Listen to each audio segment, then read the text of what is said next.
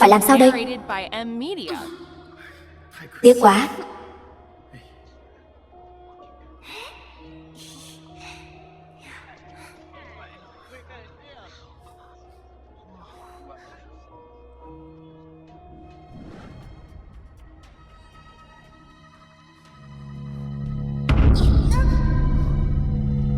Ngươi cái tên ăn mày thối tha này, muốn cái này đúng không?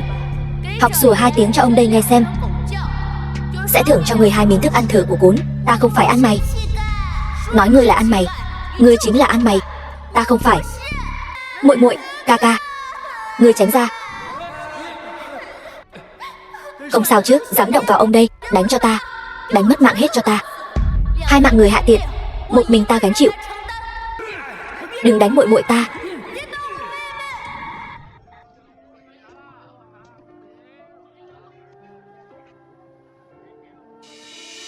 Ông chủ,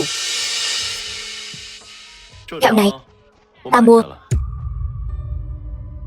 Cô nương, kẹo này tặng cho cô nương. Vừa rồi ta thấy cô nương đứng trước sạp hàng rất lâu, khiến ta nhớ đến muội muội nhỏ ở nhà. Trước kia cũng như vậy, lúc muội muội còn nhỏ cũng thích ăn. Huynh cũng có một muội muội sao? Chỉ là năm ngoái đã qua đời vì bệnh. Nói ra thì năm đó muội ấy cũng rất thích loại kẹo này. Huynh là một người ca ca tốt. Muội ấy chỉ mới rời đi 1 năm ngắn ngủi, ta đã gần như quên mất muội ấy rồi. Nếu muội muội ở dưới suối vàng có biết, nhất định sẽ oán hận ta. Người ca ca này dễ dàng quên muội ấy như vậy, chỉ lo cho bản thân vui vẻ. Người thân đã khuất sẽ oán hận ta. Cô nương, cô nương. Không sao, ta chỉ là nhớ tới huynh trưởng. Cô cũng có ca ca sao? Hắn đối với ta cũng rất tốt. Vậy là cô nương thật sự may mắn. Giống như ta, chỉ là gặp cô nương một lần, liền muốn đem những thứ tốt đẹp nhất thiên hạ đều đưa đến trước mặt cô. Công tử quá lời rồi. Cô nương, ta không có ý mạo phạm, chỉ là có chút không kiềm chế được. Ta hiểu. Huynh chỉ là xem ta như muội muội thôi. Không, cô nương, cô không nên là bất cứ ai cả. Kẹo này tặng cho cô.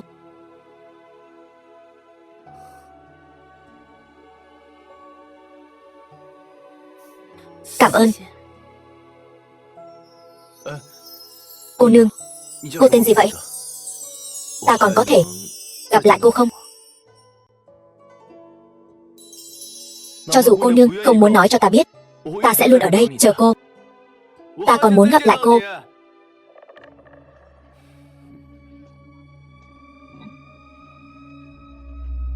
Điện hạ, vị Minh cô nương này e rằng không dễ tiếp cận đâu. Vội gì chứ? Chẳng phải nàng ta đã nhận kẹo rồi sao? Đi.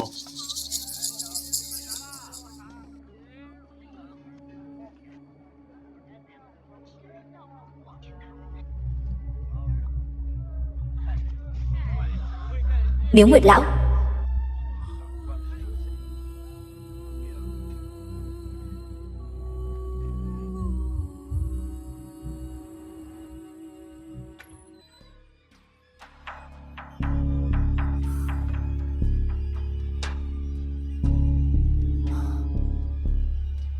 Ca ca, ta sao có thể quên được mối huyết thù của Minh gia. Chỉ lo cho bản thân với tình cảm cùng thái tử. The film was translated and narrated by M Media.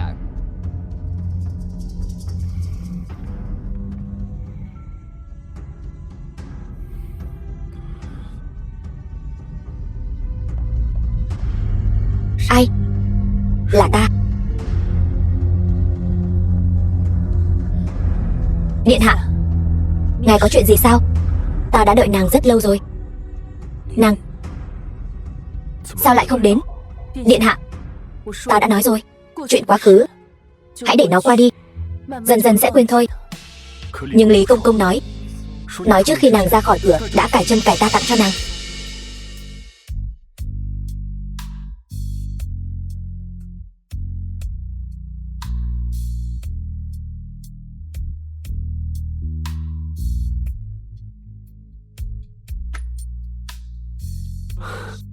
Nguyệt Nhi. Ta cứ tưởng nàng sẽ luôn trốn tránh ta. Ta phải đem mọi chuyện nói rõ ràng với điện hạ. Cái gì? Điện hạ yêu quý, ta không phải không hiểu. Cho nên hôm nay ta quả thật là đã cài châm cài ra khỏi cửa. Đây là ý gì? Điện hạ, ta không thể quên được, từ sau khi Minh gia thất thế, trong lòng ngài có lẽ chỉ là vài năm không ở bên cạnh ta, nhưng đối với ta, vài năm đó giống như địa ngục. Ngài căn bản không thể hiểu được tất cả những gì ta đã trải qua. Sau khi cha mẹ qua đời, ta và ca ca lưu lạc đầu đường, chịu đủ mọi tủi nhục. Ca ca thông tuệ hơn người, được thái phó coi trọng, nhưng vào đêm trước khoa cử, bị Tô Hành chỉ hạ độc đến tàn phế.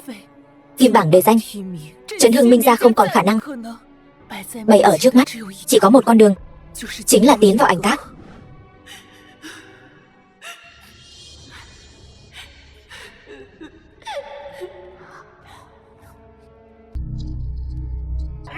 Ca, nhưng mà điện hạ, ta không phải chủ động cầu xin. Kẻ đã ruồng bỏ nhà họ Minh là ngài, còn ta chỉ có thể được ngài che chở. Chỉ cần ta nhắm mắt lại, ta liền có thể nhìn thấy liệt tổ liệt tông Minh gia, cha ta, mẹ ta. Bọn họ vẫn luôn nhìn ta, vẫn luôn nhìn ta. Ta căn bản không thể quên hết mọi thứ. Trở về làm đại tiểu thư Minh gia, không hiểu sự đời.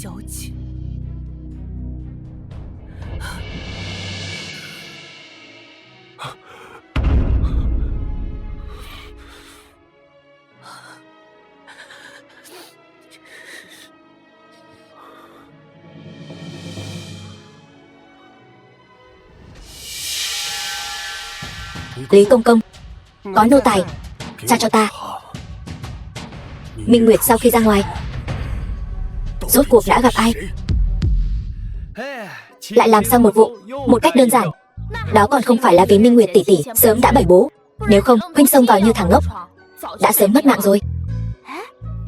Minh Nguyệt tỷ tỷ, phía trước không xa chính là hoa ký của Miếu Nguyệt lão. Nghe nói nam nữ tâm đầu ý hợp, dùng nó làm tín vật định tinh, có thể duy trì nhân duyên tốt đẹp đó. Ta nhớ ra rồi, 7 ngày trước thái tử có phải là hẹn Minh Nguyệt tỷ tỷ? Đúng vậy, đã 7 ngày rồi, sao còn chưa có chút động tĩnh gì vậy? 7 ngày. Ta có việc riêng, các người cứ ở đây đợi ta, ta đi rồi sẽ về. Minh Nguyệt tỷ tỷ đi đâu vậy? Minh Nguyệt tỷ tỷ nói, huynh cứ làm theo là được rồi.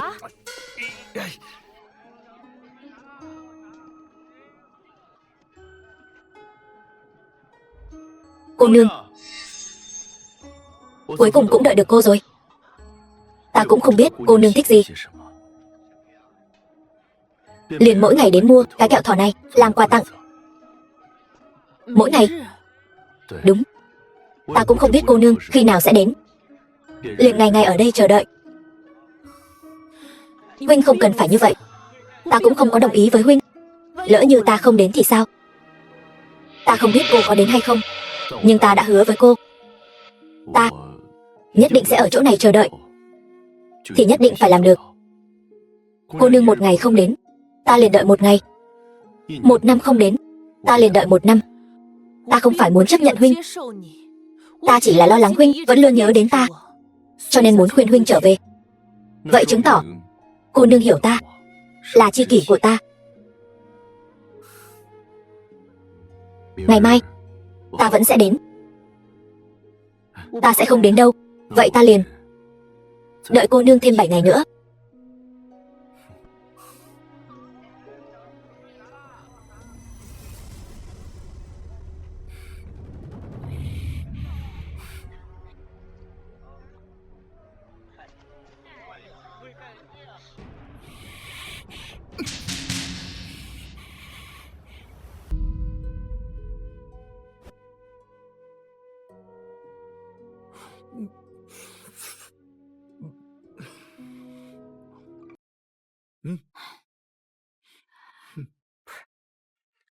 Làm gì? Ăn. Huynh chỉ biết ăn, ngoài ăn ra huynh còn biết làm gì nữa? Ta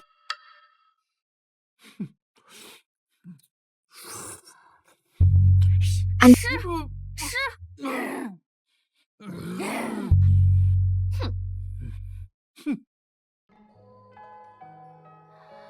Minh Nguyệt tỷ, tỷ làm sao vậy? Không sao.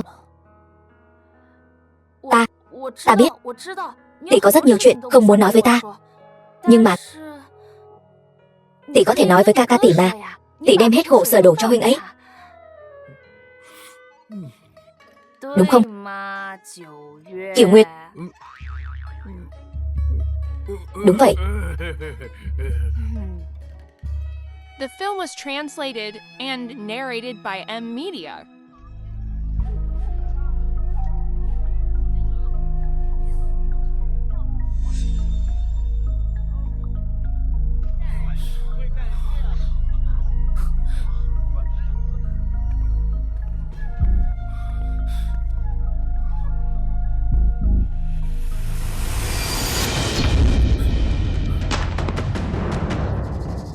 Là huynh. Cô nương, huynh theo ta làm gì? Ta ở trước sạp hàng chờ đợi cô nương 10 ngày. Cô nương cũng không đến. Không ngờ vừa hay thấy được cô. Ta đã nói ta sẽ không đến. Ta cũng đã nói ta sẽ luôn chờ cô. Huynh, đây là hôm nay là ngày giỗ của muội muội ta. Ta vốn định đi tế bái muội muội xong thì sẽ tiếp tục trở về đây đợi cô nương. Công tử, ta đã nói với công tử rồi, chúng ta chỉ gặp nhau có 3 lần. Công tử không cần phải đối tốt với ta như vậy. Nhưng ta vừa gặp đã yêu nàng, nhất kiến trung tình. Công tử thích ta ở điểm nào? Tình yêu vốn chẳng biết bắt đầu từ đâu mà lại vô cùng sâu đậm. Ta làm sao có thể biết được chứ? Có điều ta thấy được nỗi khổ tâm của cô nương nên cảm thấy đau lòng cho cô nương. Khổ tâm? Ta tổng cộng chỉ gặp cô nương có 3 lần, nhưng mỗi lần gặp cô nương chưa từng vui vẻ lấy một lần. Ta không có. Muội muội ta từ nhỏ cũng như vậy. Từ nhỏ đã phải chịu uất ức, chuyện gì cũng giấu trong lòng. Đến khi trở về thì ôm ta khóc. Ta hỏi đi hỏi lại, muội ấy cũng không chịu hé răng nửa lời. Đôi khi ta cũng tự hỏi, ta có lẽ không phải là một người ca ca tốt. Không hề. Huynh là một người ca ca rất tốt. Đa tạ cô nương an ủi. Phải rồi, ta tên Trường Sinh. Xin hỏi quý danh của cô nương là gì? Nếu cô nương không muốn nói cũng không sao. Ta hy vọng cô nương sau này khi gặp lại ta có thể biết được cô nương có thể nhớ ta tên Trường Sinh. Còn về ta vĩnh viễn sẽ không quên cô nương đâu. Ta hy vọng sẽ không gặp lại huynh nữa. Cho dù trong lòng ta 100.000 lần không muốn, ta cũng hy vọng từ nay về sau cô nương bình an hỷ lạc, hạnh phúc an khang. Nếu không huynh trưởng trong nhà nhất định sẽ lo lắng cho cô nương. Nếu như trong lòng cô nương thật sự không vui, vậy có thể đến miếu Nguyệt Lão để chờ ta. Ta và cô nương không thân quen, cũng không biết quá khứ của cô nương, cũng sẽ không đi nói với người khác. Ta sẽ luôn ở đây đợi cô nương.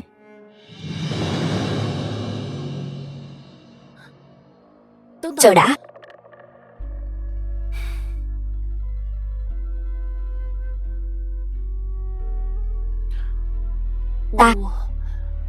Ta tên Tiểu Nguyệt. Tiểu Nguyệt.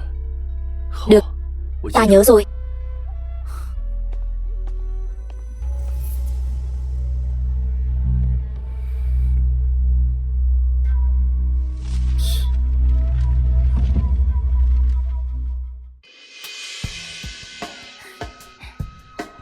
Tiểu Nguyệt, ca ca.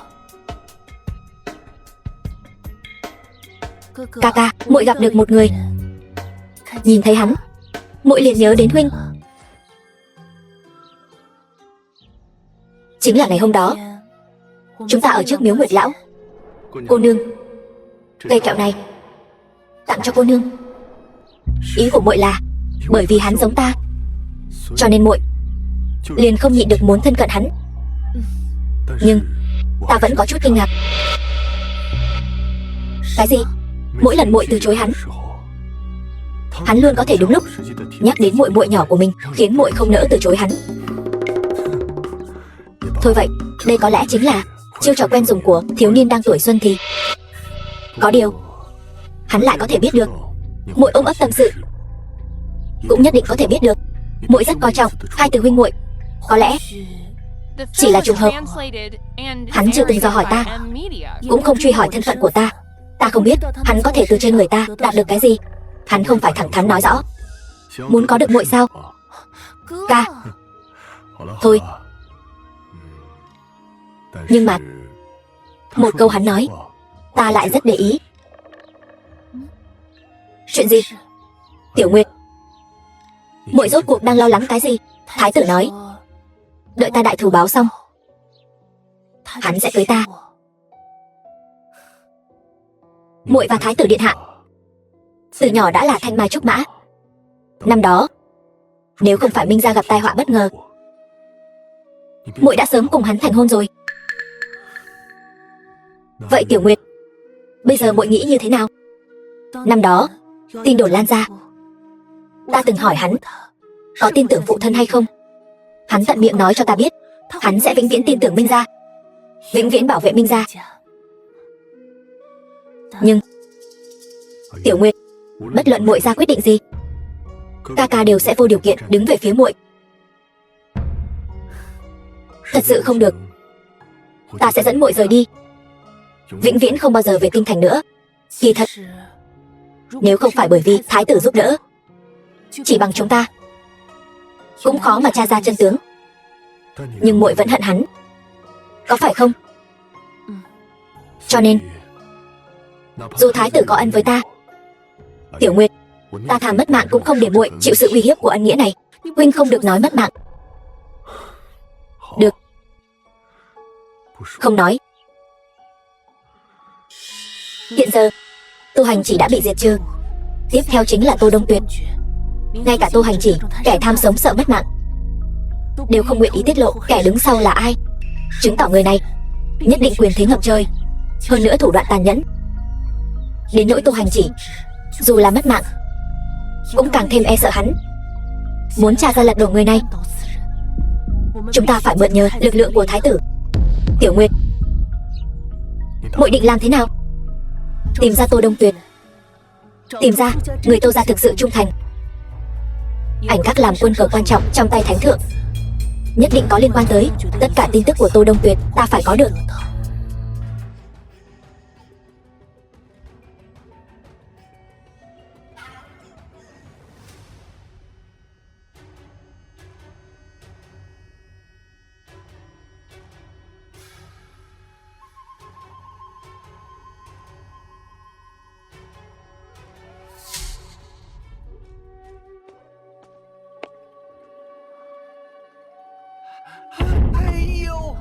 Minh cô nương, Nguyệt Nhi, trong tay cầm cái gì vậy? Nô tỳ đáng tội mất mạng. Ta không phải trách cứ nàng. Đối với người khác mà nói, tự tiện trộm long ngọc của Ảnh Các quả thật là tội mất mạng. Có điều, nếu như nàng muốn, ta sẽ tặng cho nàng. Ta đã nói rồi, nàng nên tin tưởng ta.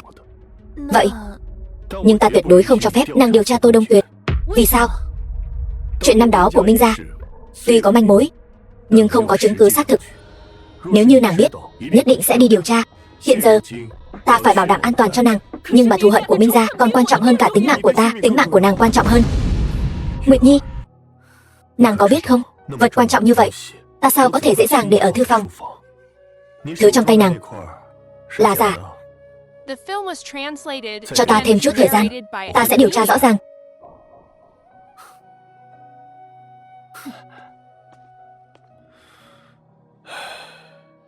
Điện hạ nên xử trí Minh cô nương như thế nào? Âm thầm quan sát, điều tra một chút đi. Nhưng mà những người đó đã biết Minh cô nương vẫn còn sống. Nếu như còn giấu giếm Minh cô nương, ta sợ nàng ấy tự mình hành động, sẽ rơi vào bẫy đó.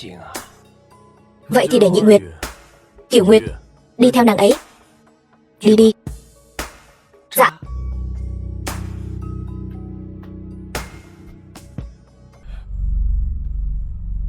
Quả nhiên là tín vật giả, không thể điều tra ra bất cứ chuyện gì năm đó.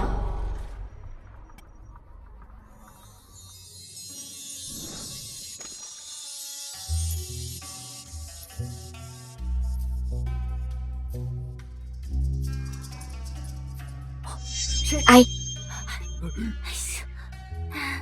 Minh Nguyệt tỷ, là ta. Thính lực của tỷ lại tiến bộ rồi, vậy mà cũng phát hiện ra chúng ta. Là Cửu Nguyệt. Hắn, cái đó, hắn nói gần đây tỷ không vui, sau đó hắn chuẩn bị một ít điểm tâm đến dỗ tỷ, đúng không? Ta. Đúng. Đây chẳng phải là ta. Ta vừa hay có chuẩn bị một ít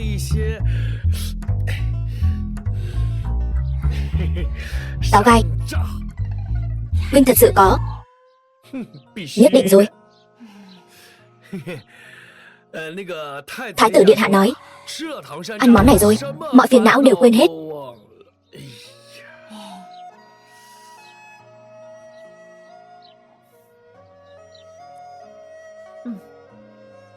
Rất ngon. Thái tử đối với các ngươi đều rất tốt. Đương nhiên rồi. Thái tử điện hạ là người tốt nhất trên thế giới này.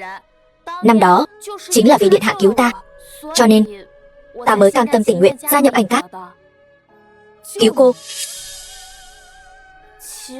Thật ra năm đó cha ta cũng là một quan lớn, nhưng sau đó ông ấy mất mạng rồi. Mẹ ta vì sống sót đưa ta đi tái giá.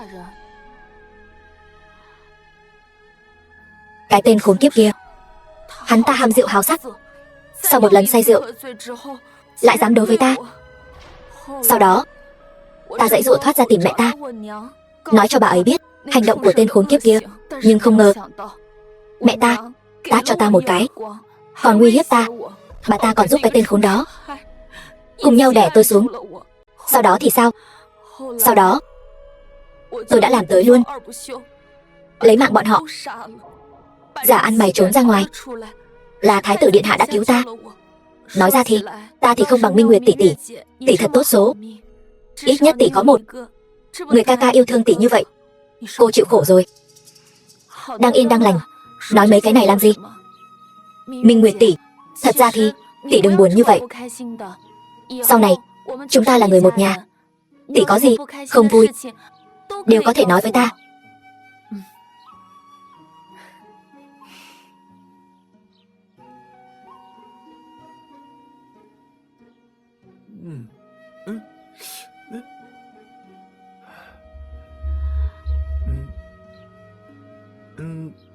Theo lời thái tử dặn dò, đi theo. Huynh không thấy người ta đang khó chịu sao? Muốn đi theo thì tự huynh đi. Huynh, đi theo đi. Nhưng lỡ tỷ ấy chạy loạn thì sao? Tỷ ấy chạy cái gì? Huynh không thấy Minh Nguyệt tỷ đã khó chịu như vậy rồi sao? Sao huynh đáng ghét vậy hả? Tỷ ấy đâu phải không biết đường về. Hơn nữa Minh Nguyệt tỷ đã buồn như vậy rồi, để tỷ ấy đi dạo một chút thì có sao?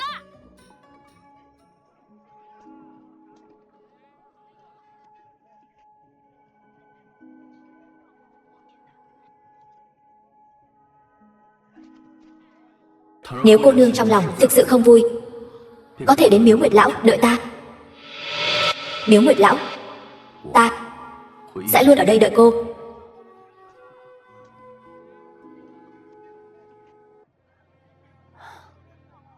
Ta thật là hồ đồ rồi.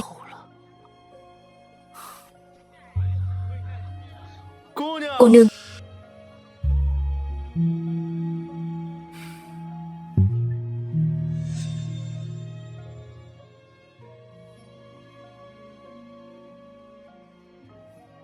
Thật ra thì ta không thích ăn cái này lắm.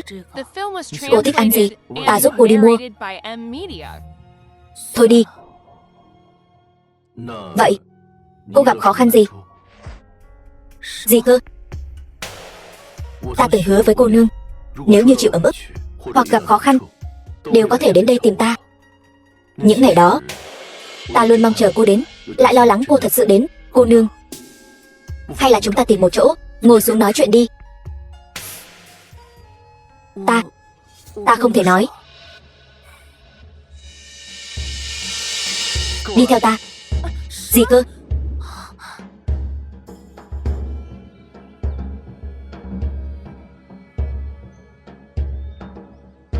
Ở đây rất yên tĩnh. Từ nhỏ đến lớn, chỉ cần ta không vui, ta đều sẽ đến đây. Ở đây ta có thể làm bất cứ chuyện gì. Muội muội của ta cũng thích nơi này. Rất không vui sao? Ta luôn bị ép tranh đấu. Tranh đấu?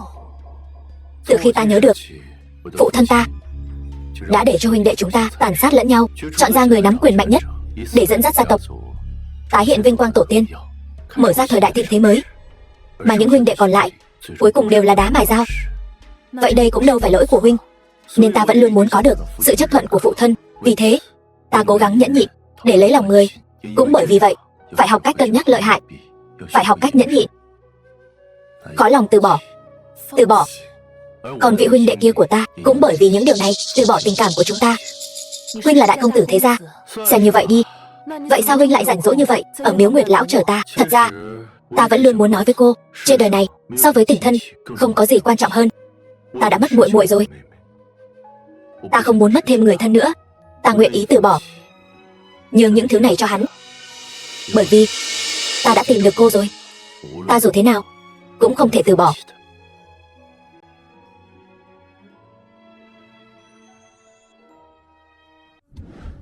Nàng ấy đi đâu rồi?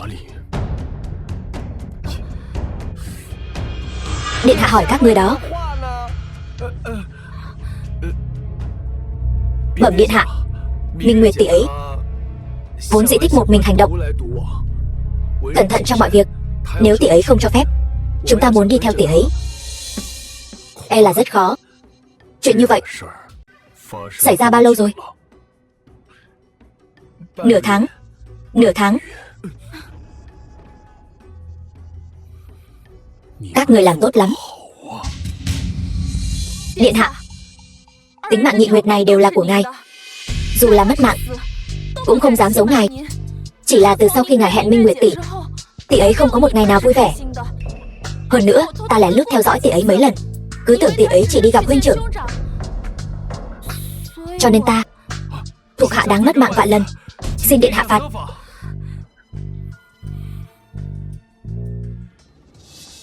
Đều đứng lên đi. Sau này ở trước mặt ta không được nói chữ mất mạng. Vậy điện hạ, sự trừng phạt của nàng ấy. Minh Nguyệt là người, không phải vật phẩm. Ta còn không thể khiến nàng ở lại trong lòng bàn tay ta, huống chi là hai người họ. Bán hoa đây. Mua một đóa hoa đi. Trường Sinh. Tiểu Nguyệt, bởi vì trong đầu ta toàn nghĩ đến việc làm sao để đối tốt với nàng hơn. Ăn nói khéo léo. Tiểu Nguyệt, ở bên ta nàng có vui không? Tuy rằng ta không biết sau này sẽ xảy ra chuyện gì, ta cũng sẽ giúp nàng giải quyết ổn thỏa. Nhưng mà ta hy vọng nàng khi ở bên cạnh ta, nàng sẽ vui vẻ. Đại ca ca, mua hoa cho tỷ tỷ đi. Tiểu muội muội, bây giờ thời gian cũng không còn sớm nữa rồi, đừng để người nhà lo lắng. Tiểu muội muội, ngọc bội này xem như mua hết hoa của muội nhé. Cảm ơn ca ca. Lúc muội muội ta còn sống cũng thích cười như cô ấy, nhưng mà sau này, từ khi muội ấy đi rồi, không còn ai ở bên cạnh ta nữa.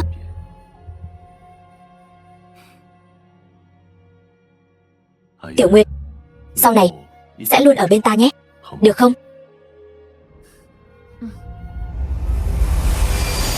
Ta chỉ có mình nàng, nàng cũng chỉ có mình ta. Tim của hai ta sẽ không bao giờ chia lìa nữa. Tiểu Nguyệt, ta cuối cùng cũng đạt được ước nguyện rồi. Nàng đã về rồi. Bái kiến Thái tử điện hạ.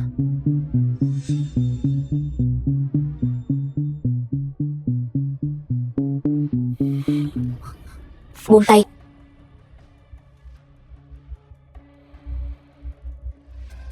Minh Nguyệt, sau khi vào ảnh các, ta cho rằng bình thường nàng ăn mặc giản dị,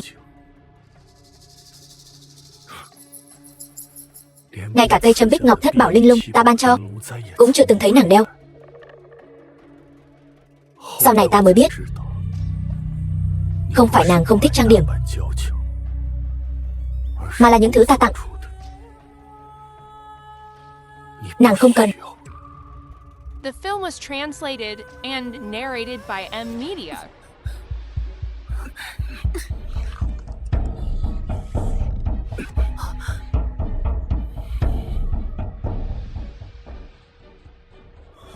Xin trả hoa lại cho ta.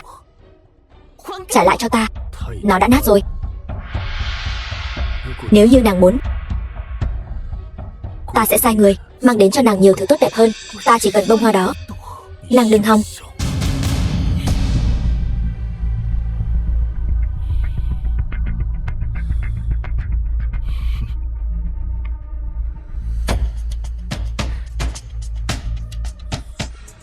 truyền lệnh xuống.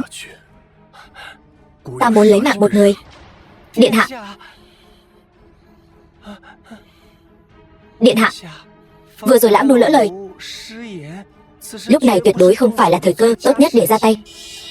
Nếu như để thánh thượng biết được, ta không đợi được nữa rồi. Ta muốn hắn mất mạng. Chờ thêm một thời gian nữa, nhị hoàng tử sẽ đi ngang qua đây. Đến lúc đó, ta và Nhị Nguyệt sẽ liều mạng vì ngươi mở một đường. Ngươi phải nắm chắc cơ hội, cố gắng giải quyết hắn. Rõ. Quán trà phố Tây. Ba vị khách quan, tiểu nhân xin phép châm thêm trà.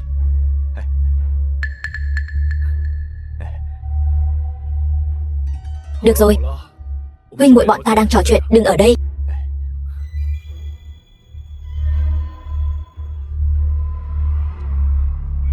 Chỉ là không hiểu, tại sao điện hạ lại hạ lệnh ám sát nhị hoàng tử?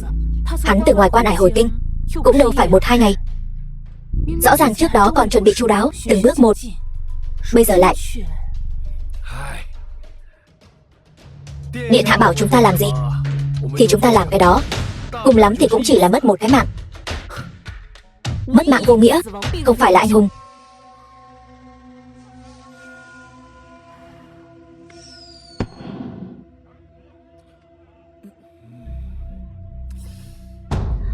Minh Nguyệt tỷ, đừng sợ. Ba người chúng ta hợp sức, nhất định sẽ đánh bại được bọn chúng. Ta chỉ là thắc mắc, tại sao điện hạ lại giao phó cho ta và muội phối hợp hỗ trợ Cửu Nguyệt hoàn thành ám sát? Cái này ta cũng không biết. Người cũng không ít nha. Sao, huynh sợ rồi sao? Dù sao cũng là một hoàng tử mà. Chúng ta cũng đông, sợ gì? Các người ngồi đi, ta ra ngoài xem sao. Minh Nguyệt tỷ, cẩn thận. Đi thôi.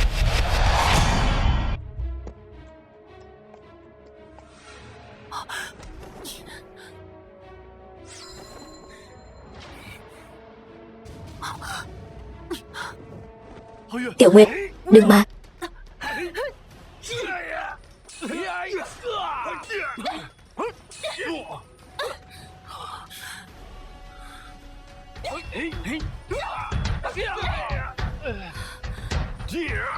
Minh Nguyệt.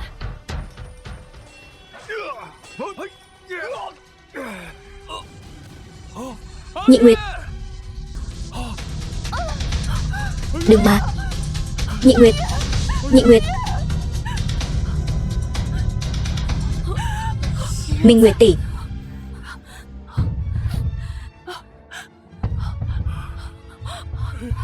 Đi, hoàn thành nhiệm vụ của thái tử. Đi. Đi. Đi, Minh Nguyệt. Đừng mà. Đừng mà. Đi. Đưa Minh Nguyệt tỷ tỷ đi. Đi. Đi mau. Không kịp nữa rồi. Đi mau, đừng mà. Nhị Nguyệt, đi mau. Đi đi, không. Nhị Nguyệt. Người đâu? Chuyện này chuyển cáo cho phụ hoàng. Vâng, hắn thua chắc rồi.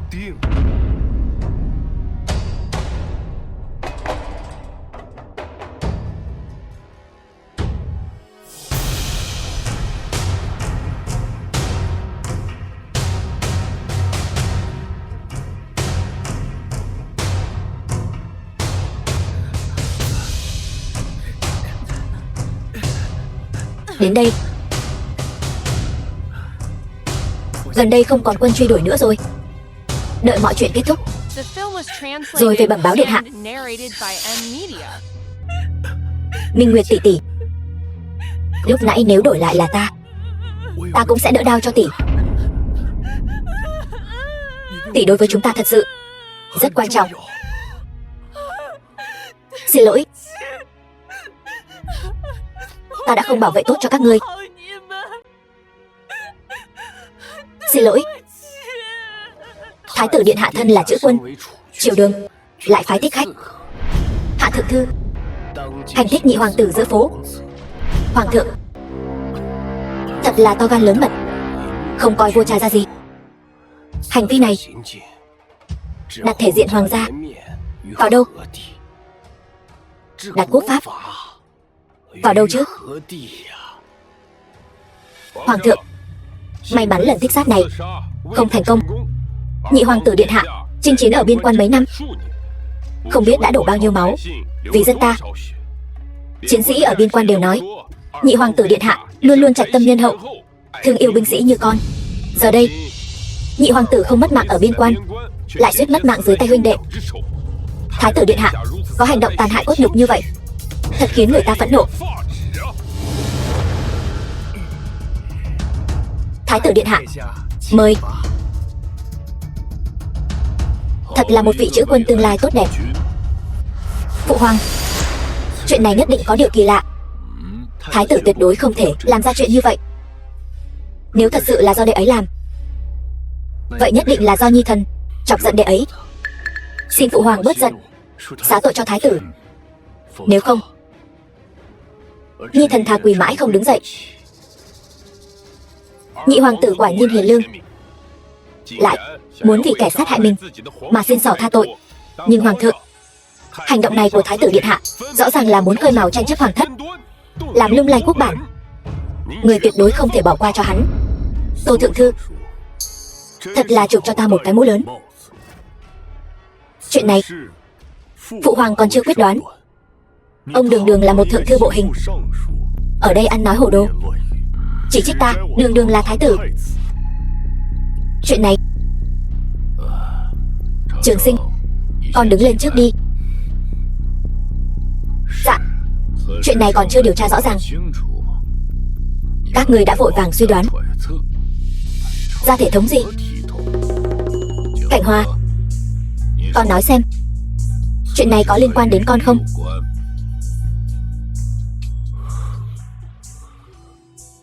Xin phụ hoàng minh giám. Trẫm thật sự già rồi. Chuyện triều chính này càng ngày càng nhìn không rõ nữa rồi.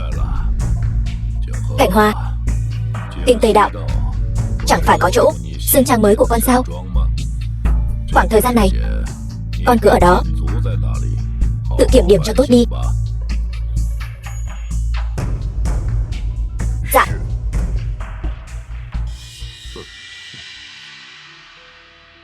Trẫm mệt rồi, các người lui xuống đi. Sơn trang thành phong. Điện hạ.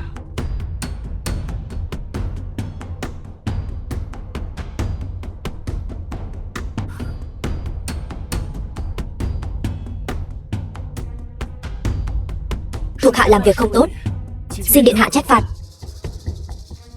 Đứng lên đi.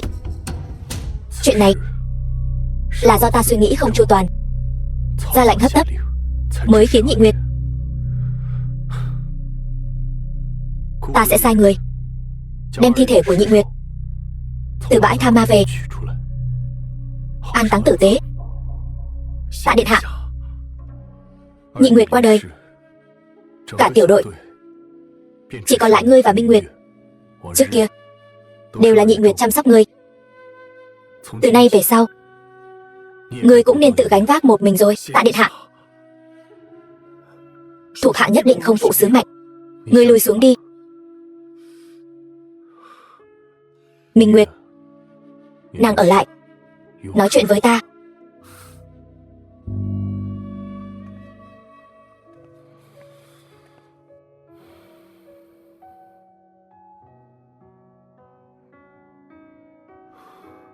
Đứng lên đi. Nguyệt Nhi, ta biết nàng xem Nhị Nguyệt như người thân. Cô ấy đột ngột qua đời, không dễ chịu. Không, tất cả đều là lỗi của ta. Nàng nói gì? Nếu không phải ta không kịp thời ra tay, nhiệm vụ đã không thất bại, Nhị Nguyệt đã không mất mạng. Nhiệm vụ lần này ta rõ ràng đã bảo Cửu Nguyệt chịu trách nhiệm ám sát. Nàng và Nhị Nguyệt từ bên cạnh ứng phó. Tại sao người cuối cùng ra tay lại là nàng? Bởi vì ta một lòng muốn hoàn thành nhiệm vụ mà ngài giao phó, mà trong tình thế hiểm nghèo, Cửu Nguyệt thất thủ, chỉ có ta là thích hợp nhất để làm thích khách. Điện hạ, ngài phái Nhị Nguyệt và Cửu Nguyệt giám sát ta, đúng không? Nàng nói đúng, nhưng Nhị Nguyệt Cửu Nguyệt Vì nàng mà cam tâm làm trái, không hề báo cáo với ta bất cứ chuyện gì về nàng.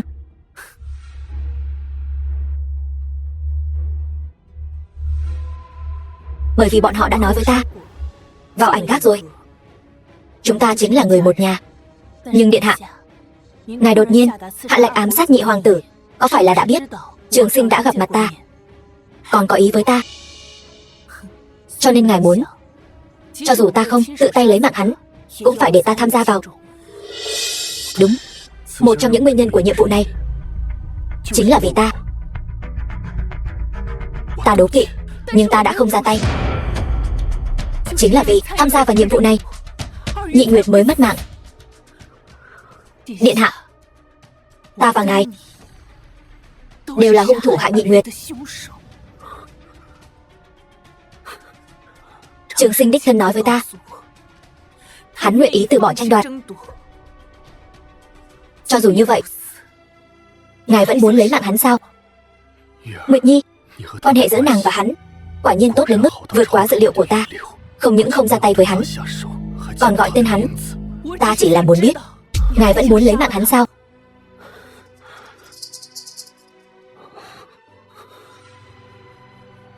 Nguyệt Nhi,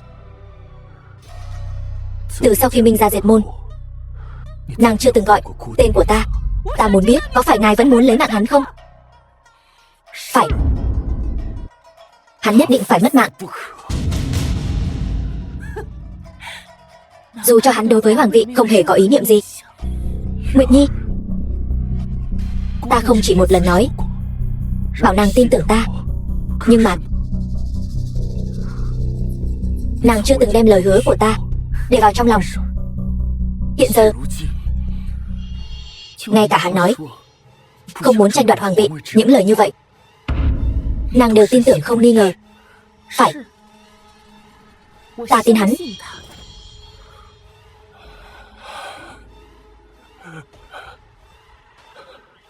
Được.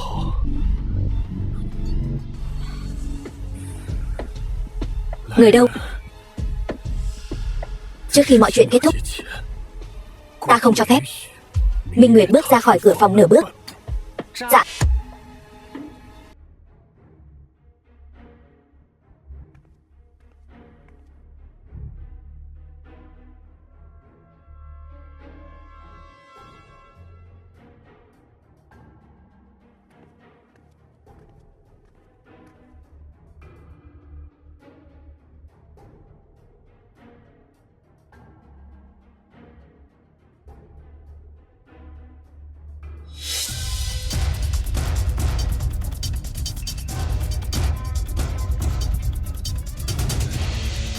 Tiểu Nguyệt, người đâu? Cầm miệng. Lui xuống, điện hạ. Nhưng người này hành tung mờ ám, ta láo sự. Tiểu Nguyệt là khách ta mời đến. Từ nay về sau, trong phủ trên dưới, thấy nàng như thấy ta. Dạ. Tiểu Nguyệt, bên ngoài lạnh, vào trong nói chuyện. Ta là trốn ra ngoài. Ta có một câu muốn nhắn với huynh. Huynh phải nhanh chóng rời khỏi kinh thành, càng nhanh càng tốt. Từ nay về sau đừng quay lại nữa. Ta nói thật đó, huynh cười gì chứ? Ta chỉ là không hiểu vì sao nàng lại muốn ta rời đi. Chẳng phải huynh đã biết rồi sao? Ta là do thái tử phái đến để ám sát huynh. Hắn muốn mạng của huynh, còn ở lại đây làm gì? Đây không phải là chuyện ta muốn trốn là có thể trốn được. Thái tử muốn lấy mạng ta, dù trốn đến chân trời góc biển, ta cũng khó thoát khỏi. Chỉ cần đủ xa, luôn có nơi hắn không với tới được. Bắc Cương quốc rộng lớn như vậy, huynh tìm một nơi không ai nhận ra huynh là một công tử giàu có vui vẻ. Trường Sinh, huynh phải sống tiếp. Đây là nguyện vọng của ta. Thật ra ta đã chuẩn bị tốt để bị thái tử lấy mạng rồi. Cái gì? Nhưng huynh đã nói từ nay về sau huynh ở bên ta, ta ở bên huynh mà. Ta là muốn mãi mãi ở bên nàng. Tiểu Nguyệt, một khi thái tử nắm quyền, kết cục chờ đợi ta chỉ có mất mạng. Nhưng huynh và thái tử cũng là huynh đệ ruột thịt, sao hắn có thể nhẫn tâm? Hắn nhẫn tâm. Những năm này Ta và thái tử luôn sinh lòng hiềm khích. Ta luôn nơm nớp lo sợ, run rẩy, chỉ chờ đến một ngày không thể dung ta, đoạt mạng ta. Nhưng lần này hồi kinh ta gặp được nàng. Nàng giống như là trời xanh ban cho ta món quà. Tiểu Nguyệt, ta mất mạng cũng không hối tiếc. Nhưng nàng là người của thái tử. Một khi bị biết đã đến chỗ ta, nàng nhất định sẽ chịu nhiều trách phạt. Mau rời đi.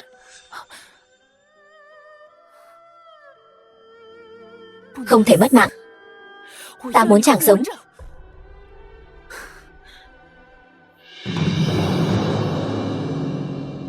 Điện hạ, đây là con gái của Minh gia. Cô ta còn sống. Đương nhiên cô ta còn sống. Huynh đệ tốt của ta rất yêu cô ta. Sao có thể nỡ để cô ta mất mạng? Lẽ nào điện hạ đã có diệu kế? Đúng vậy. Cô ta đã có tình cảm với ta, với huynh đệ tốt của ta, đã sinh hiềm khích. Còn thiếu bước cuối cùng. Rất nhanh thôi, cô ta sẽ tự nguyện để ta mà điều khiển. Vậy thì thật là tin vui lớn. Thần xin chúc mừng nhị hoàng tử điện hạ trước. Nhị hoàng tử. Thần Tô Đông Tuyệt bái kiến hoàng thượng. Ngô hoàng vạn tuế vạn tuế. Vạn vạn tuế. Tốt. Tô Khanh, mau đứng lên. Tạ hoàng thượng. Ái Khanh trung thành với trẫm như vậy. Vậy có thể vì trẫm, vì người đàn bà đó, chuẩn bị một phần đại lễ. Đại lễ? Đúng vậy. Một phần đại lễ có thể khiến nàng ta hoàn toàn nghe theo trẫm. Vâng, chuyện này không vội. Tô Khanh, thay trẫm soạn thảo một bản văn thư hợp tác với quốc chủ Nhung Địch quốc.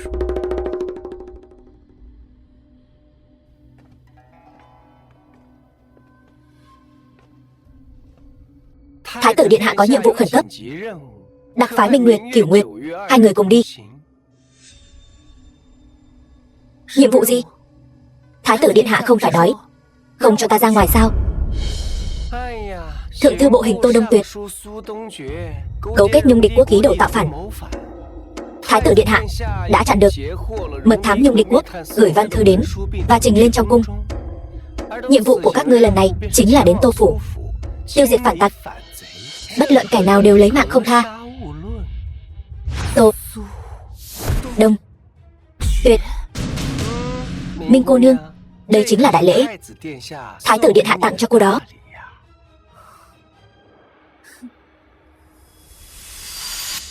Tô phủ.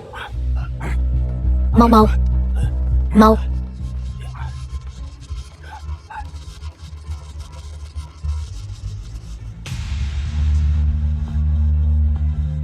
Thái tử dụ chỉ, Tô phủ mưu nghịch, tội không thể tha. Toàn phủ trên dưới không chừa một ai. Vâng. Không có. Sao lại không có?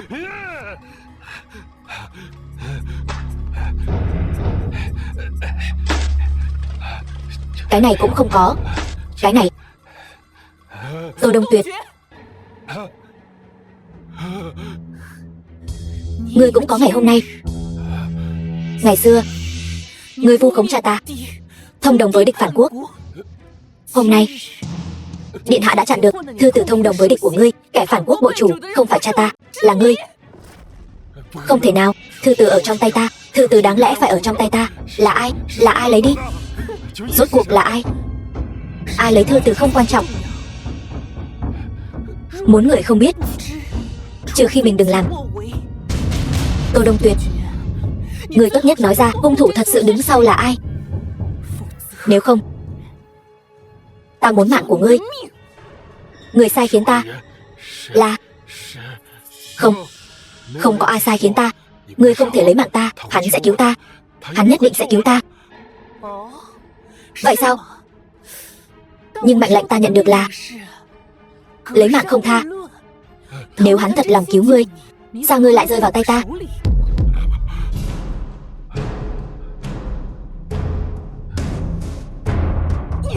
Nói, người đó rốt cuộc là ai?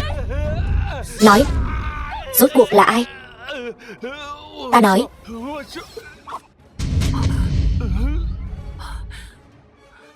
Nói, người mau nói. Điện hạ. Điện hạ nào? Nói gì?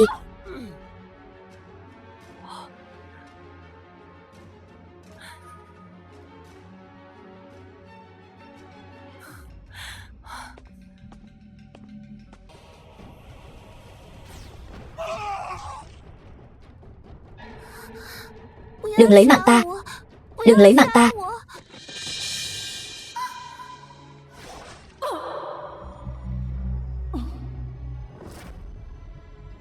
Tiểu thư thiếu gia, chạy mau.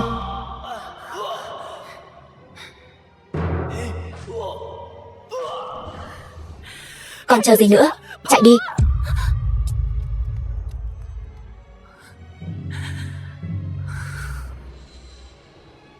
Minh Nguyệt tỷ, tỷ không sao chứ?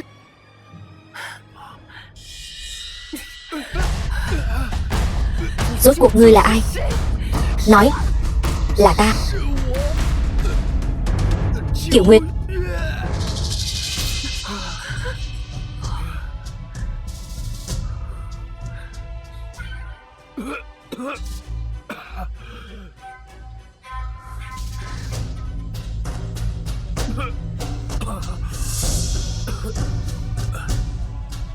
Minh Nguyệt,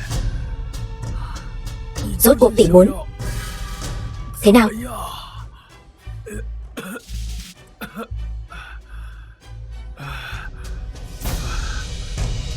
Lúc đích sát nhị hoàng tử, tỷ không ra tay, hại nhị Nguyệt mất mạng. Bây giờ lại muốn đến lấy mạng ta. Rốt cuộc là vì sao? Hại tất cả chúng ta mất mạng, ngươi mới vui lòng sao?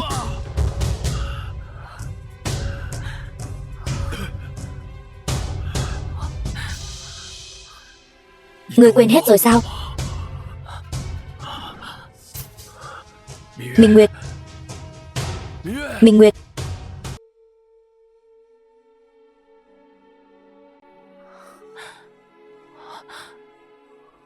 Nguyệt Nhi, đừng mà.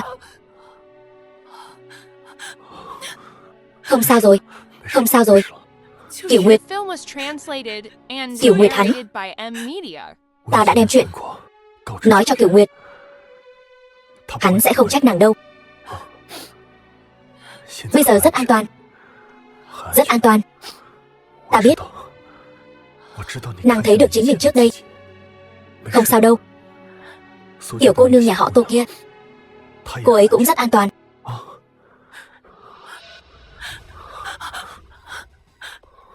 Nô tỳ không dám. Ta đã nói rồi, không cho phép tự xưng là nô tỳ.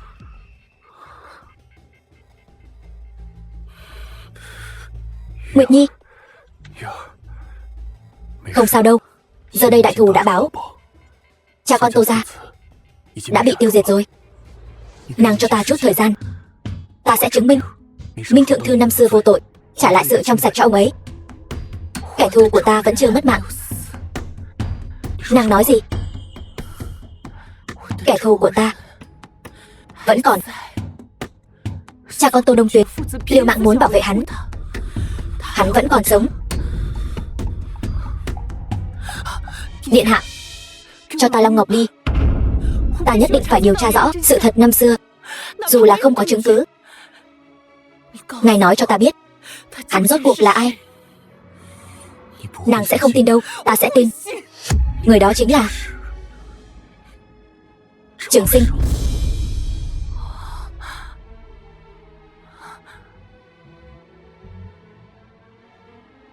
Nguyệt Nhi, ta biết ngay mà.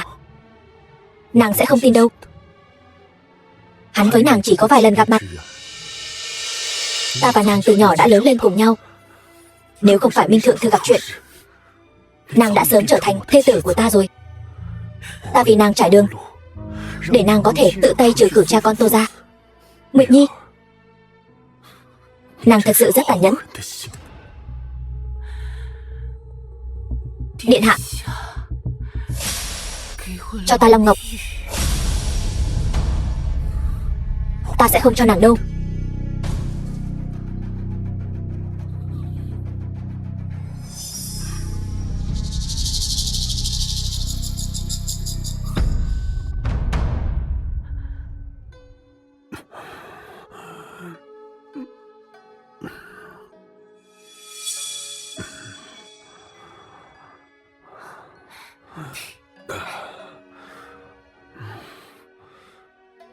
Lâm Thị, cút ra ngoài.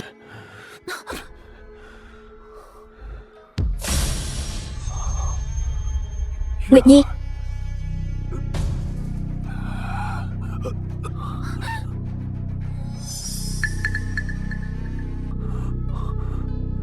Nguyệt Nhi, nàng đây là làm gì vậy? Nàng vì Trường Sinh mà làm đến mức này. Ta không phải vì hắn. Vậy nàng là?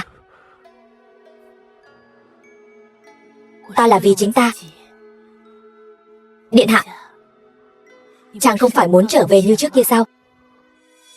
Vậy thì chàng chiếm lấy ta đi.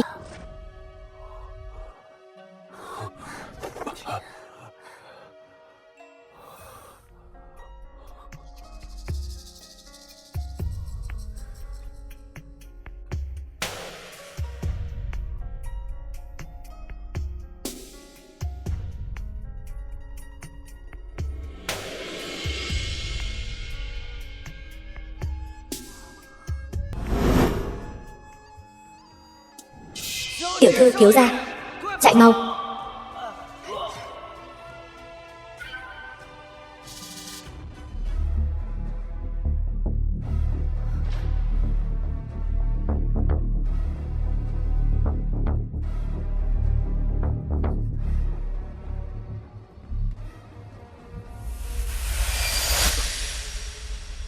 Nguyệt Nhi, nàng làm sao vậy? Nguyệt Nhi, Nguyệt Nhi, Nguyệt Nhi, Nguyệt Nhi, Nguyệt Nhi. Minh Nguyệt.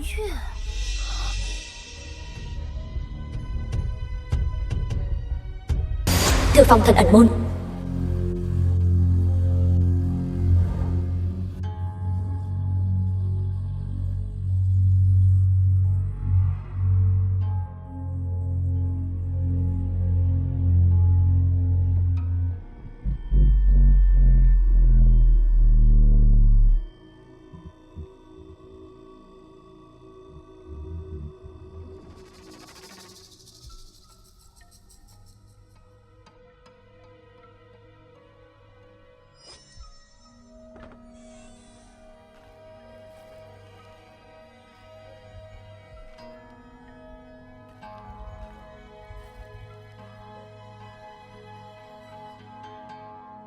Đốt rồi.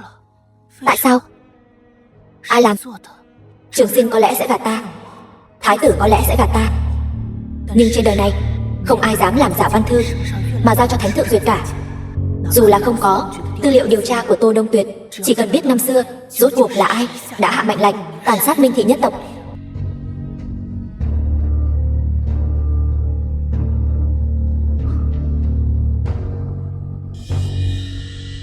Minh gia bất trung.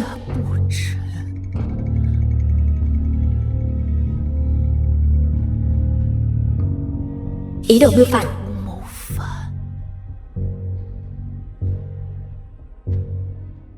Ra lệnh tịch thu gia sản, chu diệt cả nhà.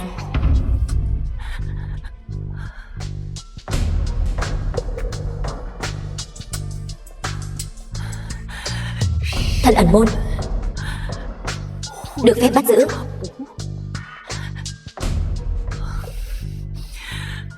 Ảnh thác lập tức hành động. Nói, người mau nói. Điện hạ. Cái gì điện hạ? Nói. Ta sẽ không cho phép nàng điều tra Tô Đông Tuyệt. Ta đã chuẩn bị tốt cho việc bị thái tử lấy mạng rồi. Thái tử, The film was translated vậy mà là ngươi. and narrated by M Media.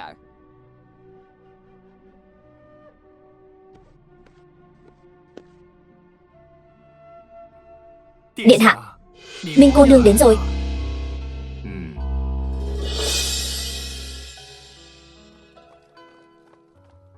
Tiểu Nguyệt, nàng làm sao vậy? Ai chọc nàng khóc vậy? Trường Sinh,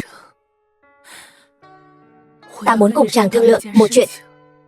Lẽ nào là trốn tránh thái tử truy sát? Vô dụng thôi. Hắn thật sự muốn lấy mạng ta, cho dù trốn đến chân trời góc bể, ta cũng không trốn thoát được. Ta sẽ không để chàng trốn nữa. Cái gì? Chẳng phải chàng đã hỏi ta vì sao lại khóc sao? Bởi vì ta đã tìm được người lấy mạng cha ta. Hắn là ai? Là thái tử. Chuyện này, thái tử, sao lại như vậy? Năm đó ta chỉ nghe nói là Minh gia tạo phản, là phụ hoàng hạ lệnh. Sao lại thế này? Chuyện này là không thể chối cãi.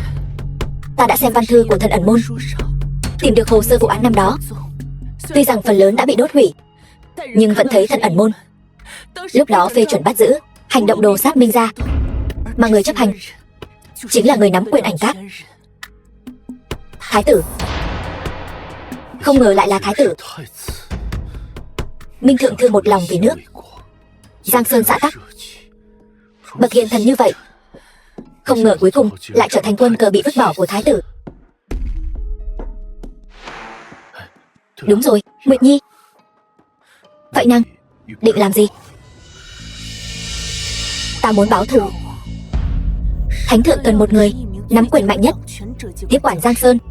Nếu như chàng và thái tử chỉ có thể sống một người, vậy tại sao người đó không thể là chàng?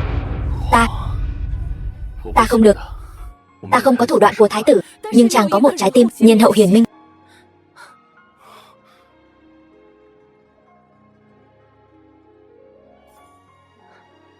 Trường Sinh, ta tin rằng chàng nhất định sẽ là một vị hoàng đế yêu dân như con.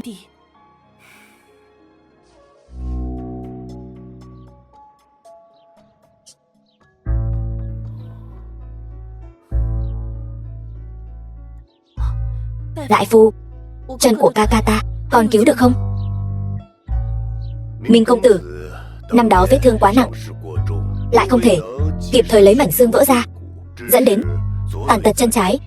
Nhưng ta có tự tin, chỉ cần Minh công tử theo phương thuốc của ta điều trị, trong vòng 3 tháng này, không nói đến chân này hoàn hảo như lúc ban đầu, ít nhất sinh hoạt đi lại hàng ngày vẫn là không thành vấn đề.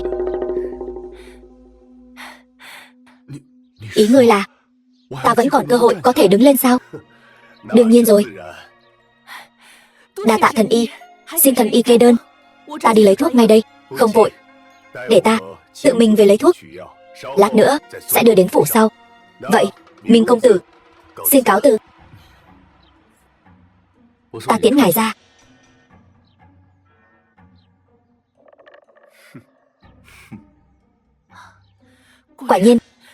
Quả nhiên là vẫn còn cứu được. Thái tử hắn, thái tử làm sao? Không có gì. Ca ca, huynh không cần lo lắng, mọi chuyện rồi sẽ tốt thôi, Nguyệt Nhi. Nhưng mà ta cảm thấy chuyện này vẫn là rất kỳ lạ. Năm đó thái tử tìm khắp danh y cũng không thể chữa khỏi chân của ta.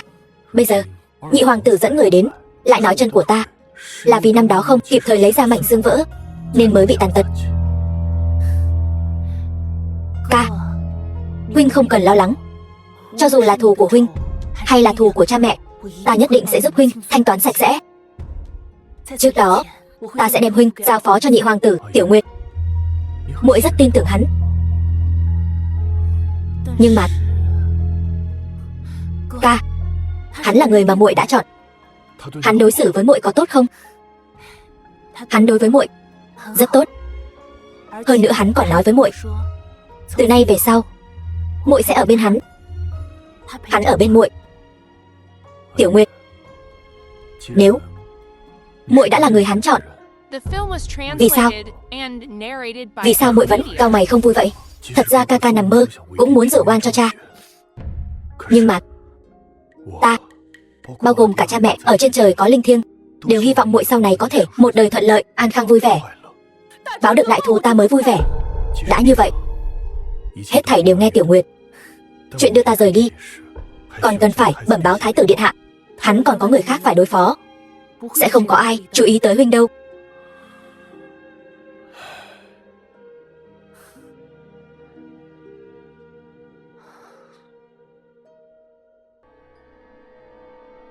Nàng ấy đi đâu rồi? Bẩm báo điện hạ, cô ấy đi gặp huynh trưởng. Thời gian còn lại luôn an phận ở trong phòng, nửa bước cũng không rời. Tốt, người tiếp tục giám thị. Có chuyện gì báo cáo ta. Dạ.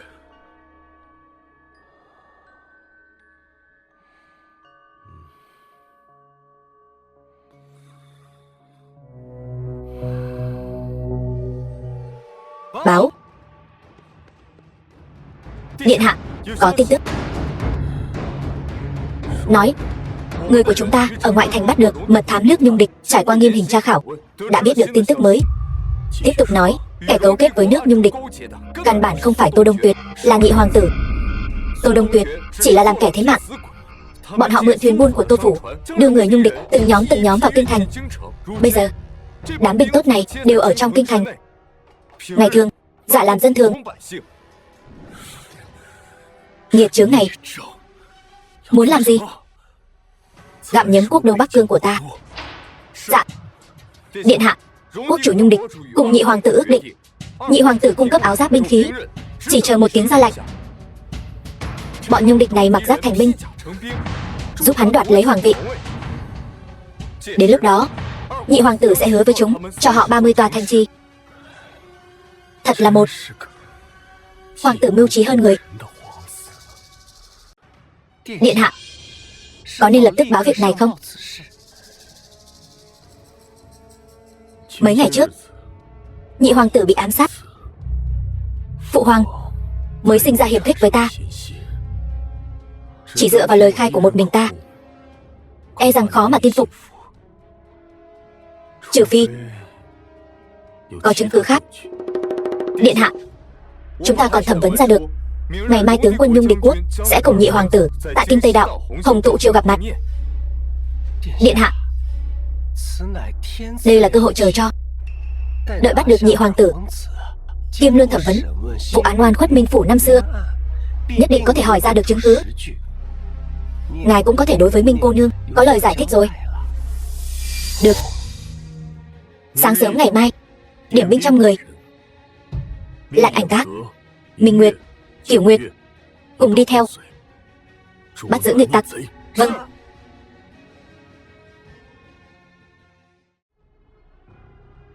Quán trà hồng tụ chiêu.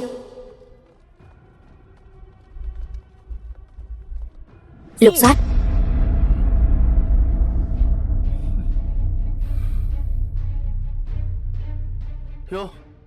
Thái tử điện hạ, sao ngài lại đến đây, còn mang theo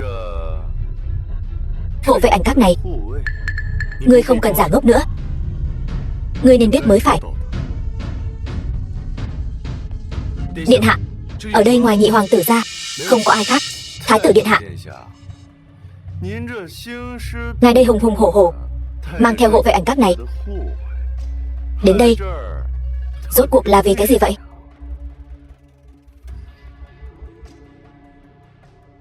Ngươi vẫn nên suy nghĩ kỹ,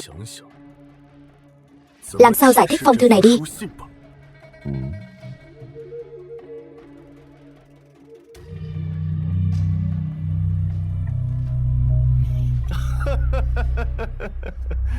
Thái tử điện hạ, ngài đây là muốn khép ta vào tội thông đồng với địch phản quốc sao? Năm đó, Minh thượng thư thông đồng với địch. Mấy ngày trước, Tô thượng thư cũng thông đồng với địch phản quốc. Ta muốn hỏi thái tử, kẻ thông đồng với địch phản quốc này rốt cuộc là ai? Bức thư này lại vì sao vừa tìm liền có thể tìm ra được. Lời này của ngươi là có ý gì?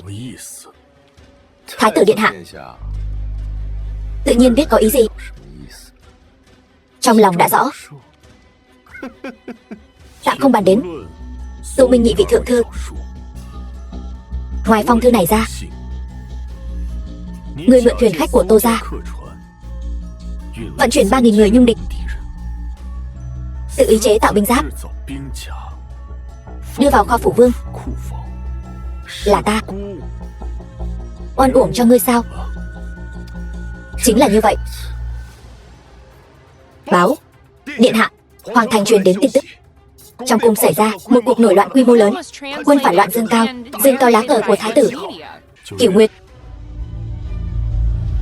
lĩnh Hổ Phù, đến kinh Tây Đạo, Hổ Đầu Doanh, thỉnh Dương tướng quân hộ thành, tiêu diệt phản tặc. Ta không biết hắn ta khi nào chiêu mộ một đội quân tư nhân, nhưng ta quyết không cho phép bôi nhọ thanh danh của ta. Dạ. Nếu như đội quân tư nhân này cầm trong tay ấn riêng của thái tử điện hạ thì sao? Ngươi nói gì? Phải cảm ơn người chị dâu tốt của ta. Là nàng, không phải ta. Là hắn. Là hắn nói chỉ cần giúp hắn trộm hổ phù sẽ giữ lại mạng cho chàng, còn lấy mạng cả người đàn bà Minh Nguyệt kia. Tất cả những điều này thần thiếp là vì ngài, thái tử điện hạ. Lâm gia tiểu thư, ta và nàng một tờ hôn ước đạt thành giao dịch. Lâm thượng thư điện hạ, không phải ta, ngài nhất định phải tin ta. Nếu biết cô ngu xuẩn như vậy, tự hủy Trương Thành, không phải ta. Ngài phải tin ta. Theo tính khí của hắn, bạo liệt như hắn sẽ tự tay đánh lấy mạng cô để hạ cơn giận. Ngươi còn âm mưu gì?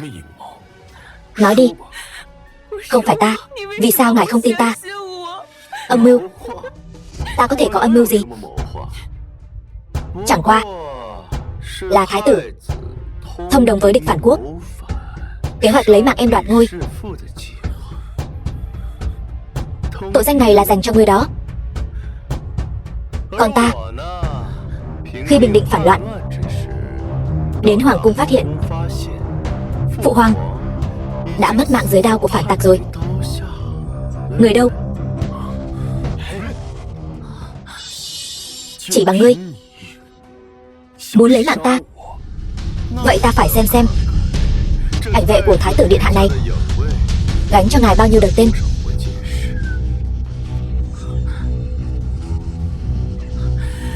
Thái tử, cẩn thận.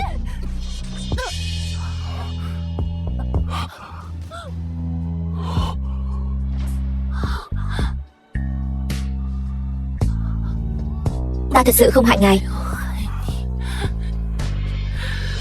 Ta chỉ hy vọng ngài tin ta một lần.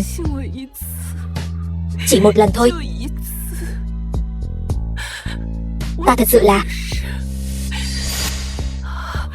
không có tổn thương ngài. Ta chưa từng nghĩ đến việc tổn thương ngài. Ta chỉ là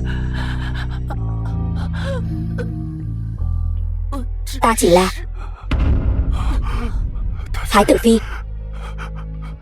Thái tử phi. Thái tử phi. Thái tử điện hạ. Phụ hoàng luôn nói ngài là người con ưu tú nhất của ông. Nhưng rất tiếc, người con ưu tú nhất của ông rất nhanh thôi sẽ mất mạng ngay trước mặt ta.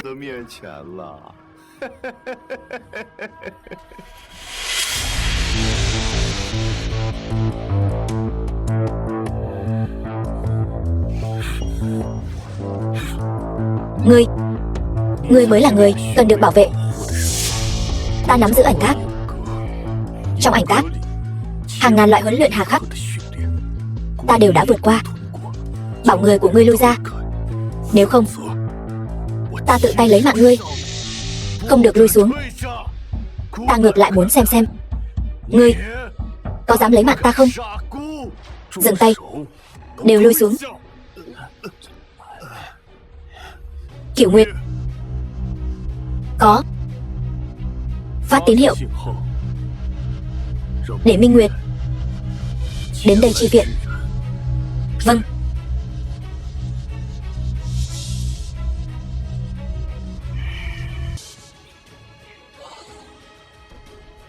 Đại nhân, tín hiệu đã đến, có nên hành động không?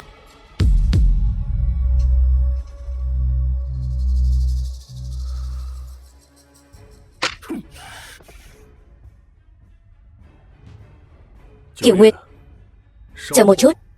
Ngươi mang theo hộ phù, thống lĩnh hổ đầu doanh tiến về trong cung, cùng cấm vệ quân trong cung, trong ứng ngoại hợp, tru sát phản tặc, đảm bảo phụ hoàng không việc gì. Chờ một chút, đồng thời nói cho phụ hoàng biết, ta sẽ mang địch tặc này đến trong cung. Về phần những người mất mạng này, xem ra ta lại thua rồi. Giữa ngươi và ta không có chuyện thắng thua. Ngươi không xứng làm thái tử, bởi vì ngươi vô năng, bởi vì ngươi ngu xuẩn. Tô Hạ nhị vị thượng thư liên thủ nâng đỡ ngươi, ngươi lại bị một tờ điều lệnh của ta đuổi ra khỏi cửa ải. Ngươi bỏ cả mặt mũi cùng quốc chủ Nhung địch quốc âm thầm cấu kết lấy mạng ta. Ngươi sai là sai ở chỗ an bài đầy sơ hở, kém cỏi hơn người thì đáng mất mạng, cùng đường mặt lộ thì đáng thua. Hiểu không, đệ đệ tốt của ta? Vì sao ngươi ở một việc lại thua cái tên ngốc ta chứ?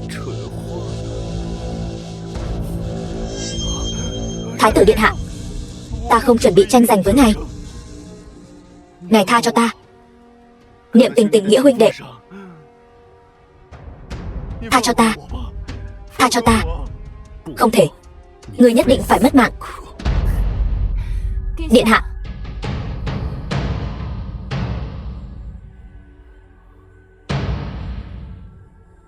Kiểu Nguyệt, chuyện ở đây giao cho Minh Nguyệt. Ngươi lui xuống trước đi. Vâng. Minh Nguyệt, nàng rốt cuộc chàng bị thương rồi.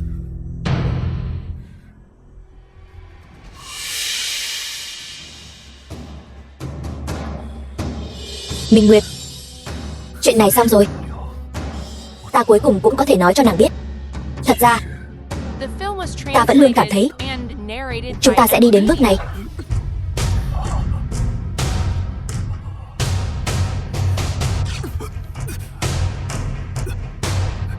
Điện hạ.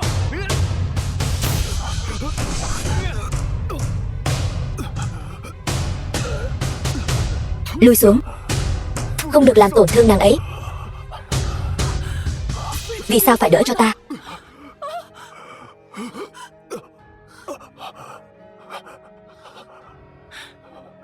Minh Nguyệt,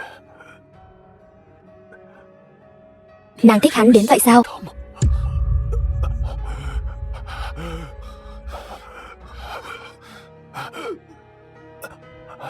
Vì sao đỡ đau cho ta? Vì sao? Ta đã hứa với nàng rồi, phải bảo vệ nàng. Cho dù nàng mau đi đi. Viện binh sắp đến rồi. Nàng mau đi đi. Điện hạ. Ảnh vệ Kiểu Nguyệt đã thống lĩnh hơn 100 kỵ binh hổ đầu doanh áp sát. Chậm thêm một bước nữa là không đi được đâu.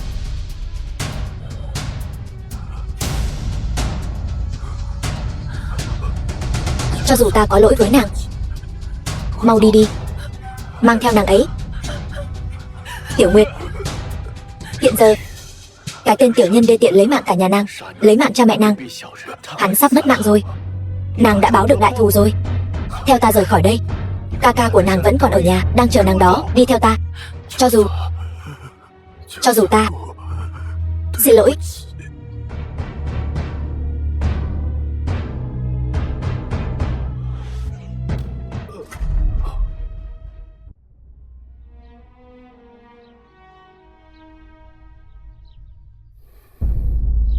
Tiểu Nguyệt, muội nói người kia là thái tử. Trong lòng muội không dễ chịu đúng không?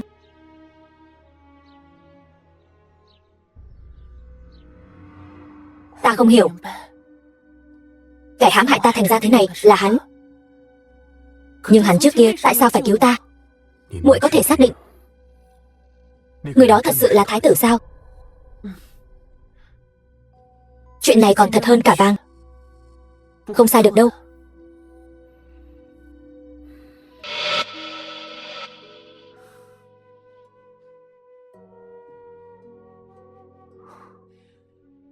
Đã như vậy, chuyện quá khứ thì đừng nên đắm chìm trong đó nữa. Có lẽ thái tử hắn thật sự có nỗi khổ tâm gì đó. Ca ca, ta nhìn không thấu hắn. Trường Sinh nói, nếu như lúc đó thái tử có thể chữa trị tốt cho huynh, huynh tuyệt đối sẽ không tàn tật. Thái tử hắn làm những điều này chỉ vì đánh đổ phụ thân ta, để người mà hắn vừa ý trở thành thượng thư mới. Đừng nghĩ nữa. Tiểu Nguyệt, đại phu nói rồi, chân của ta 3 tháng nữa sẽ khỏi.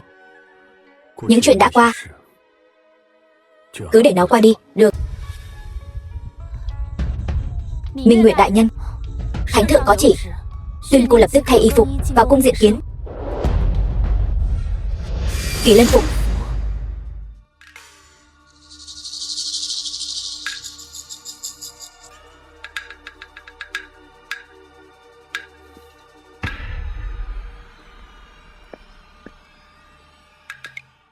Vân khởi năm thứ 24, thái tử cấu kết ngoại tộc, bức cung tạo phản. Việc bại lộ, băng hà tại Đông Cung.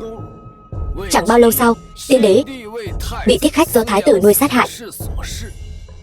Nhị hoàng tử ôn lương cung kính, hiếu nghĩa trung tín, được triều thần ủng hộ, bèn đăng cơ xưng đế, đổi quốc hiệu Trung Hiếu Nguyên Niên.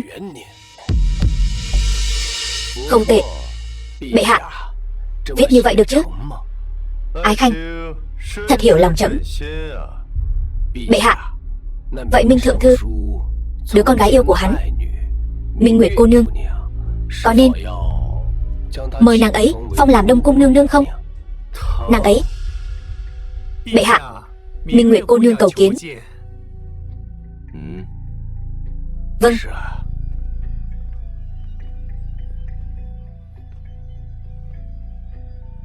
Thuộc hạ bái kiến bệ hạ. Tiểu Nguyệt, giữa ta và nàng không cần những lễ nghi phù phiếm này. Nàng cũng không cần gọi ta là bệ hạ. Chúng ta vẫn như trước kia. Trường Sinh, ta biết ta không nên nhớ đến sự ra đi của thái tử, nhưng hắn, ta hiểu. Tiểu Nguyệt, cho dù hắn có ngàn vạn điều không phải, nhưng hắn đích thực đã từ dưới đao của thị vệ cứu nàng. Ta cũng sẽ vĩnh viễn cảm tạ hắn. Vậy vì sao bệ hạ lại muốn ta mặc kỳ lân phục đến gặp người? Thái tử đã mất mạng, trẫm biết nàng quyến luyến Ảnh Các, thế là đích thân hạ chỉ phong nàng làm tân nhiệm các chủ Ảnh Các. Nàng đương nhiên phải mặc bộ kỳ lân phục này. Ảnh vệ còn lại này, trẫm sẽ đích thân chọn lựa huấn luyện, bù đắp chỗ trống của Ảnh Các. Tiểu Nguyệt, ta biết thứ nàng để tâm là người của Ảnh Các, chứ không phải chức vị.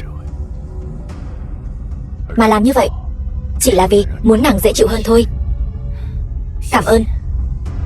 Về phần Tiểu Nguyệt, trẫm đã phái người đích thân đi tìm hắn và dặn dò rồi, dù thế nào đi nữa phải bảo toàn tính mạng hắn. Không cần đâu. E là dù tìm được Tiểu Nguyệt, hắn cũng chưa chắc chịu gặp ta. Còn ta cũng không cần gặp hắn. Tiểu Nguyệt, vậy đợi khi mọi chuyện xong xuôi, gả cho ta nhé. Trẫm sẽ cho nàng trở thành hoàng hậu của ta. Báo.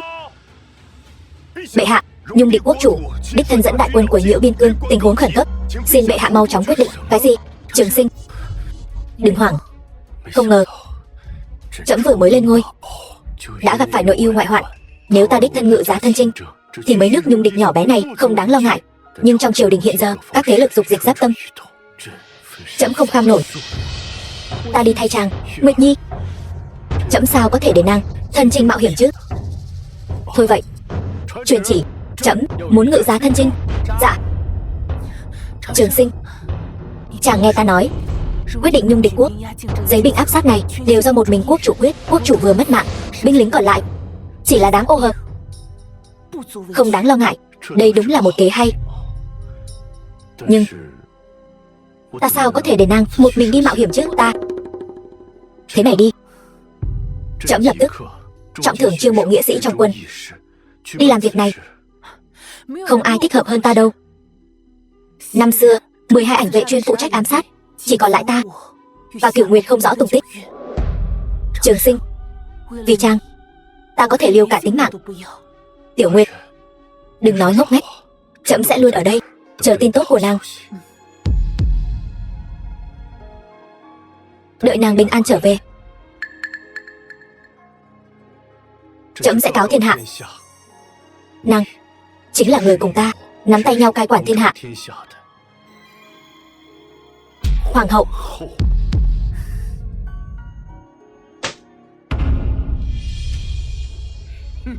một nước man di nhỏ bé, chẳng qua là cùng trẫm diễn một màn kịch mà thôi, lại dám đòi 30 thành trì, lương thảo, vải vóc, trâu dê, bạc thì đếm không xuể. Chẳng lẽ là xem ta Bắc Cương quốc này là nước phụ thuộc của hắn sao? Hàng năm cống nạp, cúi đầu xưng thần với hắn chắc. Bệ hạ nói phải lắm. Cái nước nhung địch nhỏ xíu này thật là sư tử ngoạm lớn. Hắn chẳng qua là cậy vào nắm được nhược điểm của trẫm mà thôi. Buồn cười, nay thái tử cũ đã mất mạng, trẫm ngược lại muốn xem hắn có thể làm gì được trẫm. Bệ hạ, lời tuy là vậy, nhưng cũng sợ cái nước nhung địch này không biết điều, thật sự muốn cá mất lưới rách, đem chuyện này vạch trần ra. Đến lúc đó sẽ làm ô danh bệ hạ đó. Vậy ý của Khanh là chẳng lẽ thật sự phải đem cái thứ đó cho hắn sao? Vậy thì không cần. Bệ hạ chỉ cần an ủi nhung địch quốc chủ, minh tu sạn đạo, ám độ trần thương, dạ ý kiểm kê vật tư, kéo dài thời gian của sứ thần nhung địch, hoài thích khách đến quân doanh nhung địch. Quốc chủ vừa mất mạng, ai còn có thể truyền ra lời đồn chứ? Nhưng mà trong tay trẫm không có thích khách giỏi như vậy. Nhưng mà trong tay thái tử cũ chẳng phải có một thích khách lợi hại nhất sao? Chỉ là cô ấy đã báo được đại thù, sợ là không nhất định bằng lòng. Nàng ấy phải bằng lòng, bởi vì vị huynh trưởng què kia của nàng ấy vẫn còn ở trong tay trẫm. Vậy thì tốt. Vậy thần đây đi làm ngay. Thần xin cáo lui trước.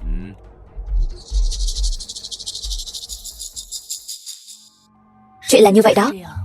Ca, huynh an tâm chờ muội trở về. Nhị hoàng tử lại đem an nguy của cả nước đặt lên người muội. Muội lần này đi nhất định là hung hiểm vạn phân.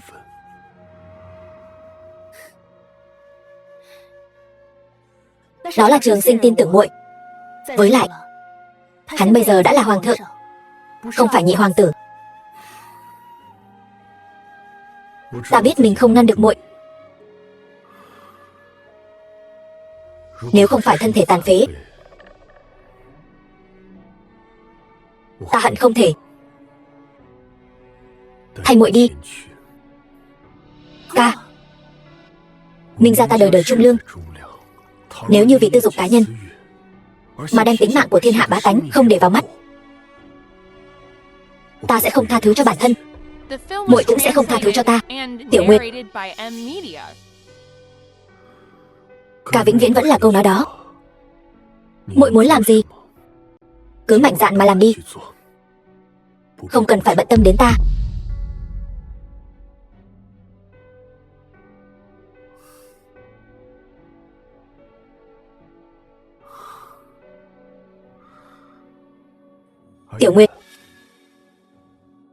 Ca, ở đây chờ muội trở về.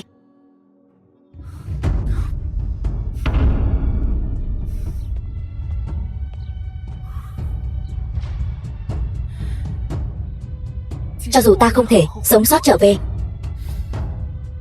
ta cũng sẽ để Trường Sinh thay ta chăm sóc huynh thật tốt.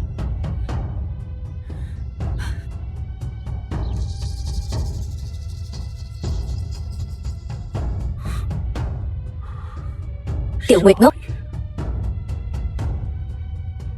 muội không còn nữa, ta sao có thể sống tạm bợ trên đời này. Thịt tối qua ngon thật đấy. Bụng ta đau quá, đợi ta với. Huynh đệ này,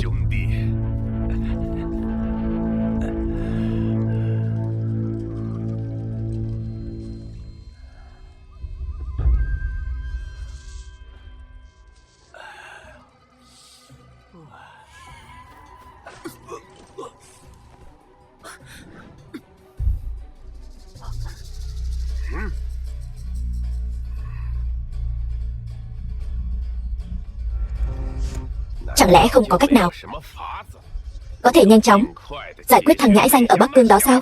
Ta đã từng nói rồi, nhị hoàng tử từ nhỏ đã giấu dao trong nụ cười, tâm cơ sâu nặng. Ngươi hợp tác với hắn chẳng khác nào đùa với hổ. Ngươi dốc toàn lực quốc gia giúp hắn đăng cơ xưng đế, đơn giản là một thằng ngốc. Ta bảo ngươi đến không phải để nghe ngươi lải nhải nói mãi không thôi, mà là lập tức nghĩ ra một biện pháp trừng trị thằng nhãi con ở Bắc Cương kia. Sinh tử ta đều là người Bắc Cương, dù có khinh bỉ nhân phẩm của nhị hoàng tử, cũng tuyệt đối sẽ không vì kẻ địch mà hiến kế làm tổn thương đồng bào của ta. Ta nghe nói Bắc Cương các ngươi có một loại hình phạt, ta muốn xem thử xem lão già nhà ngươi trước khi bị cắt thành thịt vụn còn có thể cứng miệng như vậy không?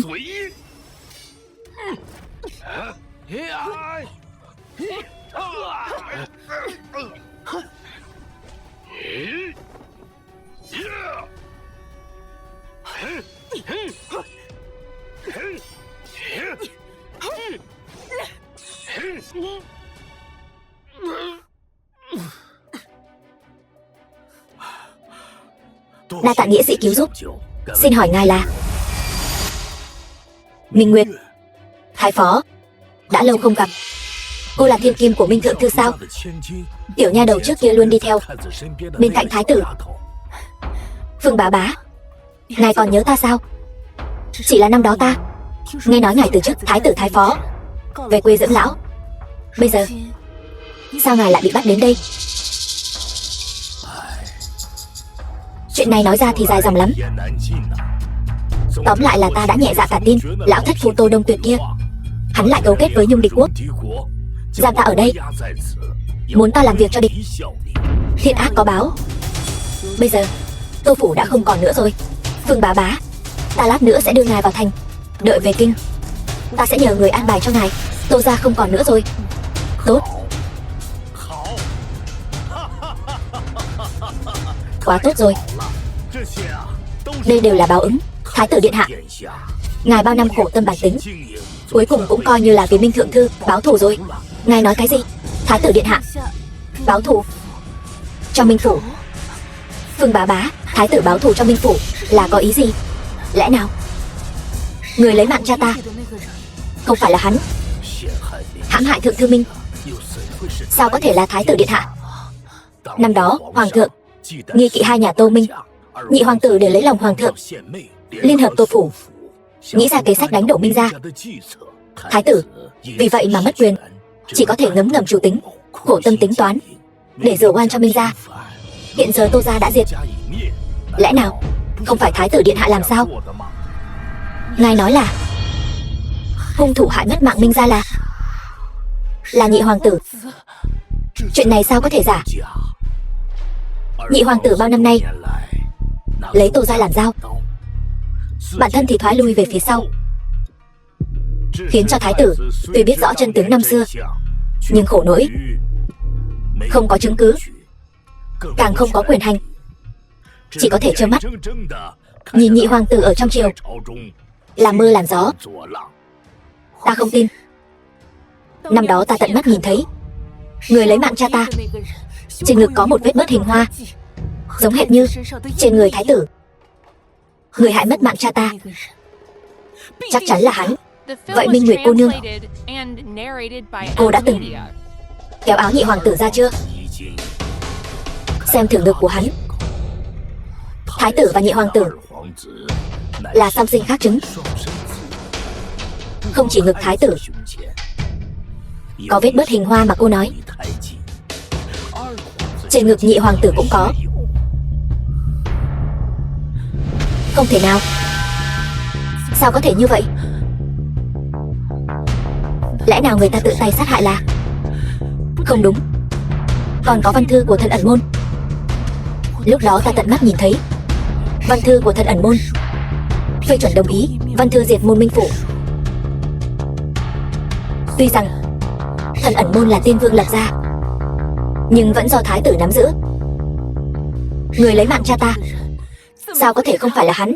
Thái tử điện hạ khi đó một lòng xoay chuyển tình thế, đắc tội với các thế gia trong triều. Các thế gia đó liên hợp lực nâng đỡ nhị hoàng tử, khiến cho thần ẩn môn, người nắm quyền đổi chủ, càng trở thành vật trong tay nhị hoàng tử. Về phần những văn thư cô nói đó, cất giữ ở nơi trước đây chuyên cất giữ văn thư, đều bị nhị hoàng tử dùng một mồi lửa thiêu đốt sạch sẽ. Sao có thể như vậy? Ta không tin. Lão phụ thân là sử quan của Hàn Lâm viện này. Phàm là các văn thư lớn nhỏ của Bắc Cương quốc đều do ta lưu trữ một bản, bảo quản cẩn thận tại lão trạch ở Kinh Giao. Về phần văn thư mà cô nói kia, ta nhớ rõ ràng. Câu nói thần ẩn môn được phép bắt giữ, nếu hành động ngay lập tức thì đóng dấu trên đó là ấn chương của nhị hoàng tử. Sao có thể như vậy?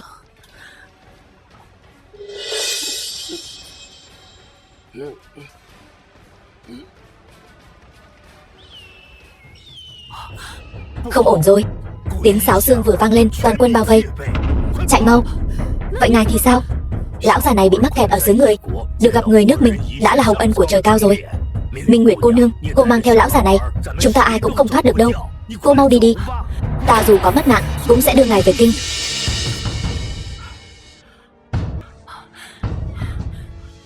Đứng lại. Đừng chạy. Đừng chạy. Đứng lại. Đừng chạy. Đứng lại. Dừng lại. Đứng lại. Nhanh lên, đuổi theo. Đứng lại. Nhanh. Hắn chạy không xa đâu, đừng chạy. Ở đằng kia. Đứng im, bắt lấy hắn. Nhanh. Tiêu diệt thích khách, báo thù cho quốc chủ. Lên.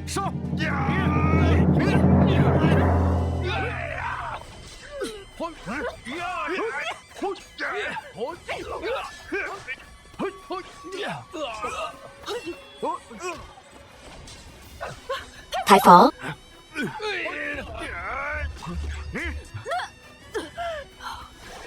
Minh cô nương, cô hãy để ta lại đi.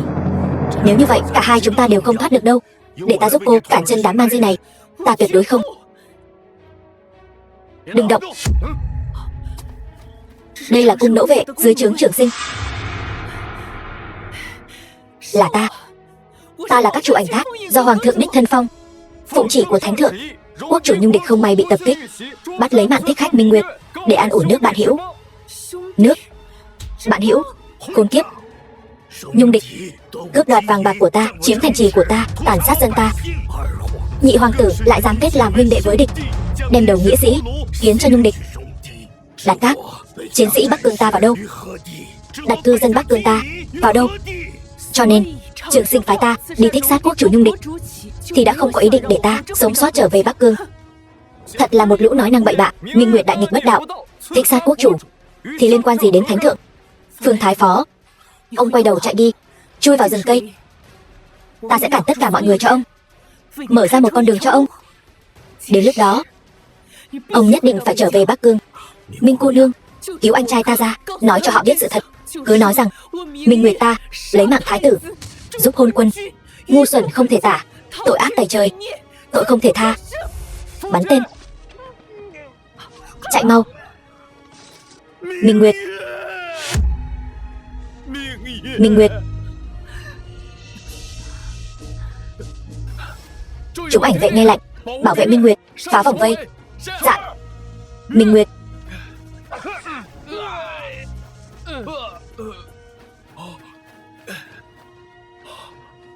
Minh Nguyệt.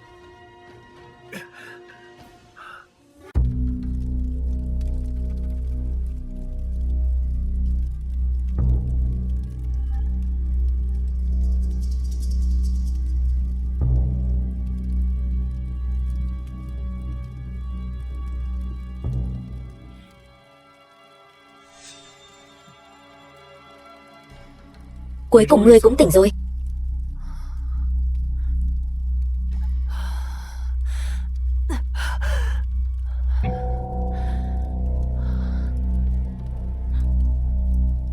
Sao ngươi lại ở đây? Câu này ta phải hỏi ngươi mới đúng. Ngươi, vị hoàng hậu này, đến đây làm gì? Hoàng hậu ngươi nói là đang nói ta sao? Ngoài ngươi ra thì còn ai nữa? Nếu không phải vì ngươi muốn trở thành hoàng hậu của tên cầu hoàng đế kia, sao có thể phản bội ảnh cát, phản bội thái tử, thậm chí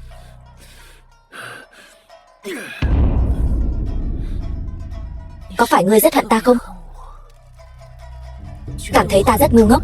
Không sai, ngươi chính là người đàn bà ngu ngốc nhất thiên hạ này. Nhưng việc đầu tiên ngươi cần làm bây giờ là dưỡng thương cho tốt. Còn lại, đợi đến khi ngươi xuống địa ngục thì hãy đi nói với thái tử. Ngươi nói đúng. Ta nên vì tất cả những gì mình đã làm chịu tội.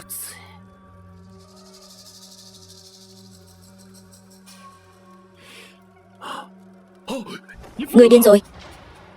Yên tâm, ta bây giờ còn chưa muốn mất mạng. Trước khi còn chưa về kinh thanh toán mọi thứ, ta sẽ không mất mạng.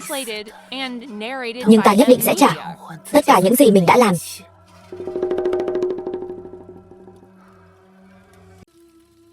Ngón tay này xem như là tiền lãi giao trước. Dừng tay.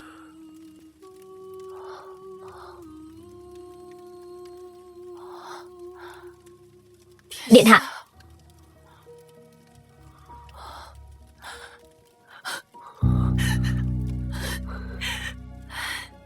Ngài chưa mất mạng. Nguyệt Nhi, đừng khóc. Điện hạ, tình hình của ngài thế nào? Ta nhớ lúc đó rõ ràng là ngài đã mất mạng rồi. Đó chẳng qua là điện hạ nhà ta giả vờ nín thở mà thôi. Người tốt sẽ được trời giúp. Đợi khi ta chạy đến nơi, vừa kịp cứu ngài ấy. Tốt quá rồi. Ngài còn đau không? Nguyệt Nhi, nàng đang hỏi cái gì vậy? Châm cải ta đâm vào ngài. Nhát dao ngài đỡ cho ta. Nguyệt Nhi, nỗi đau da thịt trong những ngày tháng sau này đều sẽ thuyên giảm. Vết thương nàng gây ra cho ta lần nghiêm trọng nhất không phải ở trên người, mà là ở trong lòng. Ta có thể nhìn xem được không? Ta muốn xác nhận.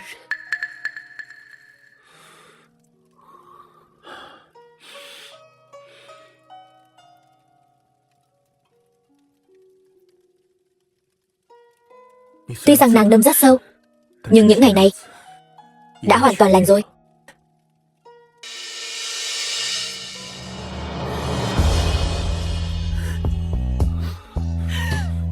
Xin lỗi. Nguyệt Nhi. Nguyệt Nhi, nàng vĩnh viễn không cần phải xin lỗi ta. Sự tin tưởng ta dành cho nàng, cho dù có một ngày hóa thành lưỡi dao đâm vào người ta, nhưng chỉ cần là điều nàng muốn, ta đều cam tâm tình nguyện.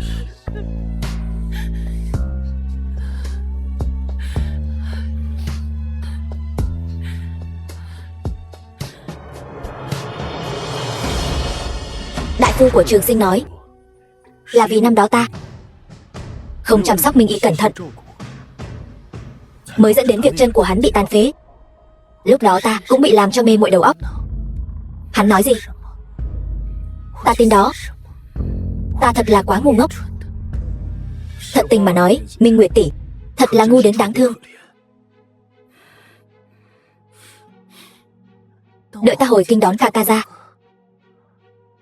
Món nợ này ta muốn từng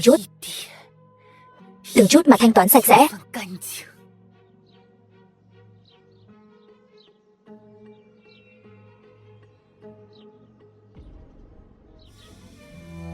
Minh công tử, việc trị liệu hôm nay đã kết thúc. Giờ này ngày mai ta lại đến để trần trị cho ngài. Đại phu, chẳng phải ngài nói chân của ta trong vòng 3 tháng là có thể chữa khỏi sao? Vì sao đến tận hôm nay mà vẫn không thấy chuyển biến gì? Minh công tử, xin đừng nóng vội. Ta trước đây đã làm tất cả là để điều dưỡng bên trong cho ngài, trừ bỏ bệnh căn của ngài. Cho nên nhìn từ bên ngoài không nhìn ra hiệu quả gì.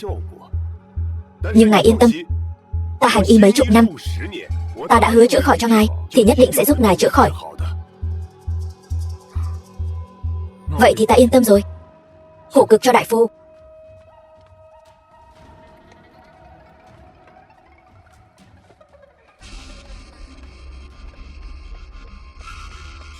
Minh công tử, bệ hạ, đây là có ý gì? Áp giải vào thiên lao, thảo dân có tội gì? Minh Nguyệt thích sát quốc chủ Nhung Địch quốc thành công, đây vốn là chuyện đáng mừng. Nhưng nàng ấy lại cấu kết với hắc y nhân, dám làm liều mang đi Phương Thái Phó đang bị giam giữ. Thân phận của hắc y nhân này Minh công tử đừng nói là không biết nhé.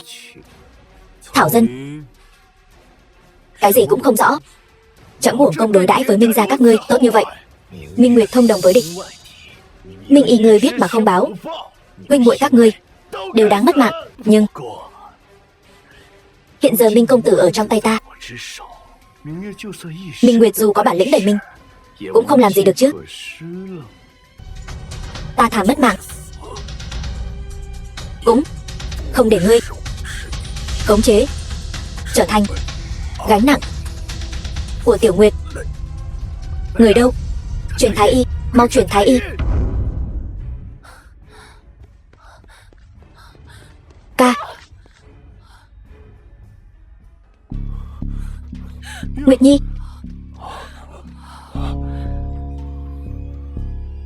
Ảnh vệ hồi báo, từ khi Minh Nguyệt tỷ tiến vào Nhung Địch quốc, Tân đế liền phái người giám thị ca ca tỷ. Sau khi quốc chủ Nhung Địch quốc mất mạng, hắn liền muốn bắt ca ca tỷ làm con tin. Chúng ta nhận được tin tức, nhanh chóng lên đường, nhưng vẫn không kịp. Đây là thư chúng ta tìm thấy dưới giường trúc của ca ca tỷ. Thì ra hắn sớm đã biết sẽ có ngày hôm nay. Tiểu Nguyệt, khi muội thấy phong thư này, e rằng ta đã không còn trên đời. Từ khi muội rời kinh, Tân đế phái người giám thị ta liền hiểu rõ hắn có ý định dùng ta làm con tin để uy hiếp muội. Muội ngoài mặt kiên cường, bên trong lại yếu đuối, dễ bị tình cảm lay động nhất. Chỉ cần ta còn trong tay Tân đế, muội sẽ là con rối của hắn.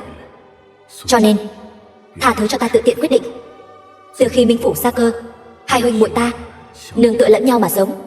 Huynh trưởng vô năng, không những không thay phụ mẫu chăm sóc tốt cho muội, còn hết lần này đến lần khác trở thành gánh nặng của muội. Lần này ta tuyệt đối không cho phép Tân đế lợi dụng ta, tổn thương muội dù chỉ nửa phần. Hiện giờ gần đến cuối thu, hơi lạnh đã tới. Tiểu Nguyệt, nhớ mặc thêm áo, cố gắng ăn nhiều vào. Huynh. Minh y tuyệt bút.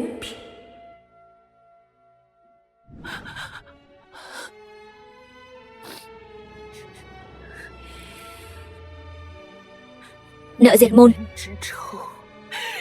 thủ sát hại huynh. Trường Sinh, ta nhất định sẽ lấy mạng ngươi báo bệ hạ. Cấm quân đã bị Long Ngọc điều đi trấn thủ Kinh Tây Đạo. Quân phản loạn hiện đã áp sát hoàng thành, xin hãy ngự giá Nam Tuần để tránh tai họa. Phế vật, một lũ phế vật. Dựa vào cái gì mà Long Ngọc do thái tử cũ nắm giữ còn tôn quý hơn cả Ngọc tỷ trước mặt trẫm? Hộ giá, Long Ngọc vốn dĩ là do tiên đế nắm giữ, trong mắt cấm quân có trọng lượng hơn cả Ngọc tỷ truyền quốc. Huống hộ ngươi trưởng sinh cấu kết với ngoại bang, phạm tội soán ngôi, tôn đô thống, tính tình ngay thẳng, trung quân ái quốc, sao có thể bị tiểu nhân gian tà như ngươi sai khiến? Quả nhiên là ngươi. Trẫm đáng lẽ không nên để ngươi đi ám sát quốc chủ Nhung địch, đáng lẽ nên giữ ngươi ở lại kinh thành, đáng lẽ nên đối xử với ngươi như với ca ca ngươi. Ban tử, ngươi không xứng nhắc đến ca ca ta. Trẫm là đương kim thiên tử, là chủ thiên hạ. Trẫm muốn ai sống thì kẻ đó sống, trẫm muốn ai mất mạng thì kẻ đó mất mạng. Là ca ca ngươi ngu ngốc, là hắn từ bỏ cơ hội được trẫm tha thứ. Ái Khanh, Ái Khanh cứu trẫm. Ngươi chẳng phải có con gái chưa gả sao? Trẫm nguyện cưới nó, phong nó làm hoàng hậu. Về sau ngươi chính là quốc trượng. Phải, thần đây sẽ thay bệ hạ hạ gục phản tặc. Vâng. Ngay cả ngươi cũng muốn phản bội trẫm? Phản bội? Hạ gia ta đời đời trung thân, bảo vệ huyết mạch chính thống hoàng thất. Hạ mẫu ta tự khắc tuân thủ tổ huấn, sao có thể làm cái loại kẻ phản chủ đầu tường phất cỏ? Huống chi là phản bội, có đúng không? Thái tử điện hạ, là ngươi, quả nhiên là ngươi. Ngươi vẫn chưa mất mạng. Ta đã nói với ngươi rồi, ngươi vô dụng đến cực điểm, không xứng tranh giành với ta. Ta không xứng. Ngươi và ta đều là đích tử của phụ hoàng. Dựa vào cái gì ngươi vừa sinh ra đã được mẫu hậu nuôi dưỡng, còn ta lại đem ta vứt cho tiện phụ nuôi dưỡng? Ta chỉ được sinh ra sớm hơn ngươi một khắc mà thôi. Dựa vào cái gì trong mắt người khác ta không bằng ngươi ở mọi mặt? Luận nhận thức, tài học, chí mưu, thậm chí tàn nhẫn, điểm nào ta không bằng ngươi? Ngươi nói ngươi vẫn không hiểu sao? Tình cảm có lẽ với tư cách quân chủ là điểm yếu lớn nhất, nhưng quân chủ tàn nhẫn đến máu lạnh ngay từ đầu đã đánh mất ngọn cờ đại nghĩa này. Đại nghĩa, đại nghĩa, thành vương bại khấu. Ngươi thắng rồi. Đương nhiên nói gì cũng đúng. Trẫm hối hận lúc đó đã không bồi thêm một đao vào tim ngươi. Trẫm muốn xem thử xem ngươi, một cái xác mất mạng, làm sao nói với trẫm về đại nghĩa. Trẫm thua rồi, là thua do ý trời, chứ không phải thua ngươi. Chẳng lẽ ngươi cho rằng cơ hội ngươi mất đi chỉ có một lần này thôi sao? Ý ngươi là gì? Chẳng lẽ ngươi không tò mò sao? Năm đó triều đình phong hướng đều là muốn ngươi làm chữ quân. Phụ hoàng thậm chí đem độc quyền thân ảnh môn của thái tử giao phó vào tay ngươi. Nhưng sau đó thì sao? Từ khi Minh Phủ xảy ra chuyện, phụ hoàng hình như bỏ quên ngươi rồi. Loại trừ công lao ngươi bao năm gây dựng ở triều đình, thậm chí bỏ ngươi ở ngoài quan ải.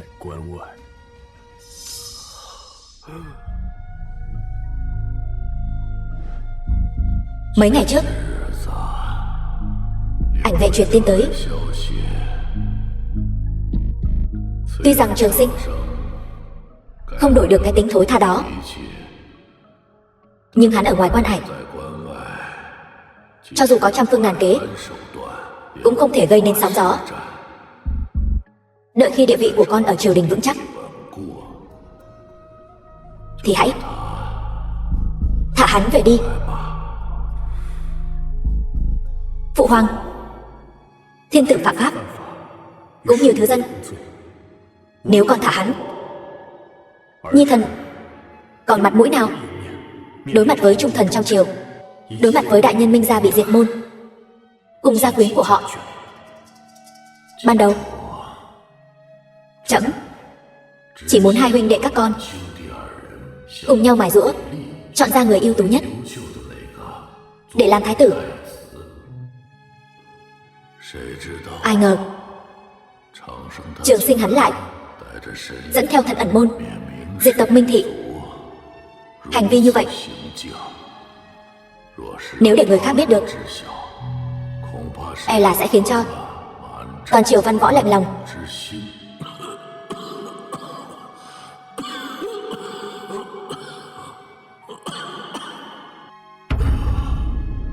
Trường Sinh là con trai của trẫm, là anh trai ruột của con. Dù là đại nghịch bất đạo, nể mặt trẫm, tha cho hắn một con đường sống đi. Đừng làm chuyện tàn hại cốt nhục. Không.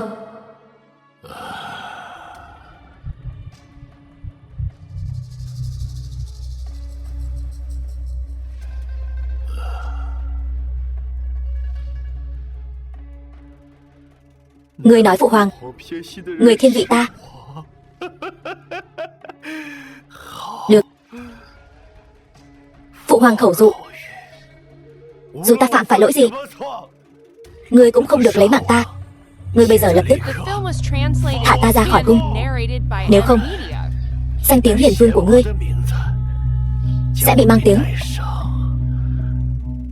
Sát hại huynh đệ, mang tiếng xấu ngàn đời không thể rửa sạch. Điện hạ, ngài thật sự muốn tha cho hắn sao? Ta đương nhiên sẽ không tha cho hắn. Mang tiếng trái di chiếu của tiên hoàng, ta đây gánh chịu. Dù người đời sau đánh giá ta thế nào đều không sao cả. Minh Nguyệt lĩnh ý chỉ của ta, Ơn Lạnh lấy mạng phản vương Trường Sinh, dùng đầu của hắn tế điện tất cả, an ủi Minh gia. Ơn Lạnh, Minh Nguyệt, tha cho ta. Nàng còn nhớ không? Kẹo thỏ ta tặng cho nàng, hoa ta tặng cho nàng. Nàng là chỗ dựa duy nhất của ta. Nàng đã từng nói, nàng nói nàng nguyện vì ta mà mất mạng. Cha, mẹ, con cuối cùng cũng báo thù cho mọi người rồi.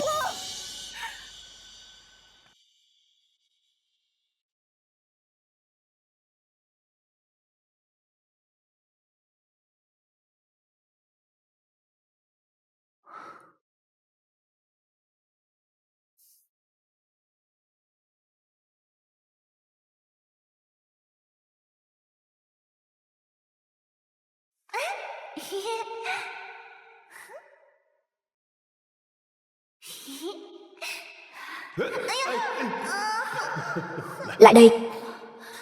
Không sao chứ? Có đau không? Xoa xoa.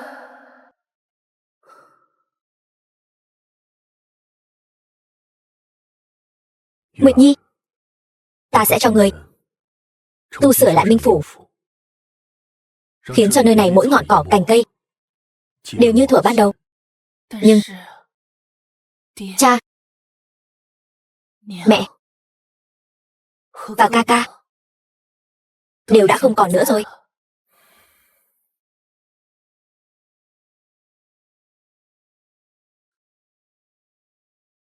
Minh Thượng Thư, Minh Phu Nhân cùng với Minh Y, linh hồn của họ trên trời sẽ luôn ở bên nàng.